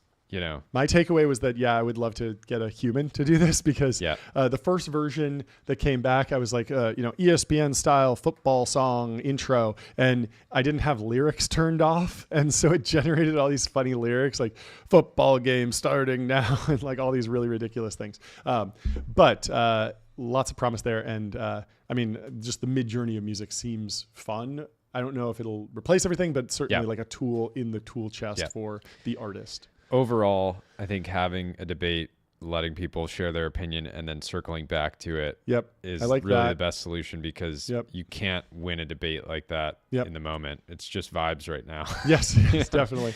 And I think keeping it tight and short is key. Anyway, let's move on to the opposite of tight and short. Larry Ellison's longevity, which is unreal. He's been in the game for decades, putting up these numbers. Look at this chart. Percentage Oracle Corporation is up 210,000% all time, dating back to the 80s, putting up these numbers for the lifetime of the modern tech industry, while also being the true Brian Johnson. If you're not familiar with how young Larry Ellison looks, he's looking fantastic. When he was born, for context, we were still in World War II. Wow. Fantastic. Insane. Oracle, not mentioned as much as the other Magnificent Seven companies, the hyperscalers, but clearly doing something right. The stock is up and to the right. Yes. And so we love Oracle here on the show. Big news. This really shook the tech industry to the core. Jawan over at Ramp got a raise. There we go. He said, hit the size gong for Jawan. Congratulations. Day one of asking Ramp for a raise. That happened November 13th of last year. Now it's March 13th, and he got it done. Based on your accomplishments and results in 2024, we're pleased to provide you with an update to your compensation package. Congrats to Jawan. Let's Big move on milestone. to. I mean, everybody said, "Oh, it was this is impossible. never going to work. This is never That's going to happen." impossible." But he did it. He was consistent. He, survived and thrived through controversy, and he got the raise. This would have been a great debate to have on. We could have had Eric and Kareem come on, debate it. No, with Jawan. With Jawan. He's got to make a presentation. Yes, live on the show. Raise. This is how raises will be done at Ramp in a few years. Anyway, let's move on to Luke Metro. He's quote tweeting Michael Dempsey. YC used to feel like a window into understanding the areas progressing from what the smartest people know, what the smartest people are doing on weekends to VC-backed startups. Today, it feels like the best window into the current consensus thing. And Luke Metro says, lots of tech feels like this now. Here's my theory. Pre-2020, there were still novel insights in lots of small offline subgroups. VC Scout programs existed to capitalize on this. But post-COVID, Silicon Valley moved entirely online. Now, the time from outgroup to consensus is minuscule. What's your take? I think this is totally right. It feels like YC now is a reflection of what the internet is interested in. Yeah. Right. What the sort of community is interested in, and I think that's fine. It's if ideas are important, we should have a bunch of people attacking them. That's the beauty of the free market. Yep. But I think this is totally on point. The other thing is that the companies that are truly not like that don't feel relevant at YC or that feel weird are the ones that don't get the hype because they're just tinkering on some weird thing. And then Flock Safety is a good example, right? I'm sure the Flock Safety batch was just a bunch of SaaS. So, and Luke also had another good post from today that I'm just got pulled up here. He says the real Project Europe is VCs spending 3 months in the south of France this summer. Wait, you were going to say that? You had the same idea. We had a similar That's idea. Genius. We had a similar idea. I love it. Well, yeah, go enjoy Europe. Book it now. Book on Wander. Book your trip to Europe. Get out there and spend some time recuperating while you can feel the AGI. Let the innovation, the acceleration wash over you under the Tuscan sun. Yep. Albedo has some news. They are launching. I was texting with the founder. We're hopefully going to have him on early next week. Clarity 1 will launch as the first commercial satellite to operate in very low Earth orbit, beginning with 10-centimeter resolution imagery, previously only possible with aircraft or billion-dollar government satellites. Albedo is redefining what's possible from space, and so we'll have to have him on. I saw a picture of the fuselage of the Falcon 9 that they're riding on. Nice. And good luck to them. There's been a few delays, as there always are with these launches, but it's looking good. And so you can tune into that launch tonight. SpaceX is going back to Leo. What time is it? I think he said like midnight Pacific time or something. He was also like, you guys are live, right? Saturday at midnight. Yeah. And I was like, not yet, but stay tuned. We're getting there. We're working on it. Let's move on. Types Fast. Ryan Peterson, founder of Flexport, friend of the show, been on. He is quoting Leonard Bernstein, who says, 2 things are needed to achieve great things: a plan and not quite enough time. Civilization 5 when building the Big Ben wonder. He's been pulling quotes out of Civilization 5. I love it. It's awesome. A bunch of bangers in there. We had Captain Price last week. I've never actually gotten into Civ. I've wanted to, but it's a big investment because I think the time to actually play a full game is more than like a few hours. And so I haven't been able to find the time, but he's spent a lot of time on planes. He's got Starlink locked in. Actually, I think you can play Civ offline. It's not even a multiplayer game necessarily. So good way to spend a few hours in the belly of a 747 ferrying packages around the globe for Flexport. Anyway, should we move on to Augustus Dorico? Augustus himself, he says, every 20 to 30-year-old man I know who is great or that's aspiring for greatness seems to get mentally and spiritually obliterated daily. They're not without joy, wisdom, or purpose, but constantly raw. And Cernovich says, adult men are not supposed to feel happy. It's abnormal. You should question what you're doing. You should feel the tinge of fear. It means you're pushing yourself. The alternative is sitting around waiting to die like some Muppet. And yeah, I think I put this in the stack just because I think it's important to realize that, optimizing for feeling good all the time will be your downfall. And part of, having a great life is not optimize, It's not optimizing for happiness specifically. We talked about this with the Lone Ranger. The goal of a startup is not to be a happy startup. It's to be a successful startup. The goal of a marriage is not to be a happy marriage necessarily. It's to be a successful marriage. And that's a different vector. And happiness is derived from that and adjacent to that, but not the end all be all goal, because as soon as you start optimizing purely for happiness, you put a lot of the grind to the side and rest on your laurels. Should we go to Nikita? He was talking about vibe coding and where some of these apps are going. If you've tried following vibe coded games over the last month and have tried making one yourself, it should be abundantly obvious that we are very close to someone building a creation ecosystem or app store where anyone can be a game developer. And success of the creators within this future ecosystem will be determined by pure merit of their concepts, not technical execution. The only gap that needs to be closed for this ecosystem to exist is abstracting away the remaining pieces that are too complicated for the layman: authentication, server networking, and deployment. Once that's achieved, the only thing left for a creator to do is to dream up their concept and click publish. And suddenly we will have millions of people making 3D online games with graphics comparable to N64. I love that. We talked to a YC founder who's basically working on this exact problem. One of my friends, Kyle Russell, built something like this, I want to say like 5 years ago. He was working on it right in 2020. I met him through Andreessen Horowitz. He was like the associate on the deal, and great guy. He built this company called Playbyte, and it gave you a bunch of primitives, and on your phone in a browser, you could build like a top-down 2D game. And he was just like maybe a little bit too early with that concept to really get escape velocity, because it was easier than Roblox, but didn't really have the same like viral breakout moment. But you can certainly imagine like what the vision of what he was laying down makes a lot of sense in terms of App Store. Of course, Nikita got a lot of pushback here. He said, stop saying Roblox. I'm talking about something much more customizable. The thing is that I've seen some Roblox games that are incredibly customizable. I've seen people say like, we rebuilt Call of Duty in Roblox, and it looks like Call of Duty almost. I don't know if it's fake, but will be interesting. Somebody rebuild the TBPN set in Roblox, and we'll record should. We'll record a show there. Yeah, that'd be great in the metaverse. Should we go to Bo Nickel? We got some breaking news. We got some breaking news from Bo. Bo has a new fight. It's going to be on May 3rd. I'm going to pull up a supporting article here. It's a middleweight bout. Yeah, so Bo is a middleweight. I assume that has something to do with like the size of the guys. Is that how it works? Yeah. This is the joke. John is obsessed with professional bodybuilding. I follow UFC closely. Yeah. But anyway, so Bo, friend of the show and listener, he's also an entrepreneur, has his own business you can check out. He started in Dana White's Contender Series, so he got a couple wins in there, and then has gone on a tear. He's 7-0. He's 29, for those that don't know, which is like kind of the prime years, right? He's got a bunch of wins under his belt, and now it's time to make a run at the title. And they're allowed to punch and kick in this league? Is that how it works?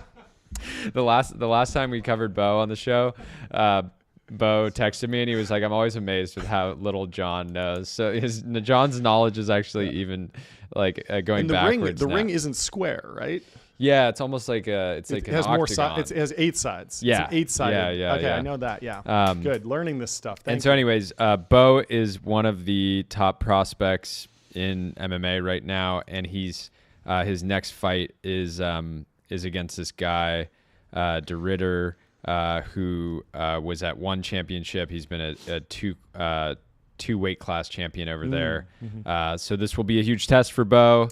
But we are very excited for it. He's been training hard, and good luck to him. Good luck to him. We'll be watching, hopefully live. Yeah. But we'll see. Good luck to him. I hope he can go all 25 rounds. Is that how many rounds there are?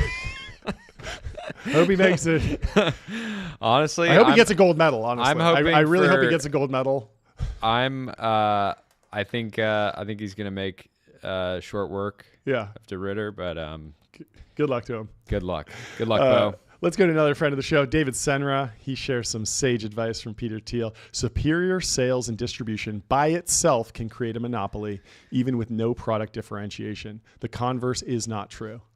I love that. And it's funny because it's it's like MBA advice almost, but it's contrarian in the VC context, because for so long there were these, naturally growing, like Facebook. They didn't need to run billboard ads for Facebook because it was this social network and it just grew. But they really did have better distribution because of the network effect in the model. And so an example of this, right? So we were just talking about Salesforce versus some of these upstart sales assistant companies. Yep. Part of Salesforce's monopoly is they have thousands of people that sell Salesforce, and they're going to customers, current and new, and saying, if you don't buy our AI assistant for sales, we're going to increase the price of the product that you actually want. And for many companies, like, it's just the default CRM.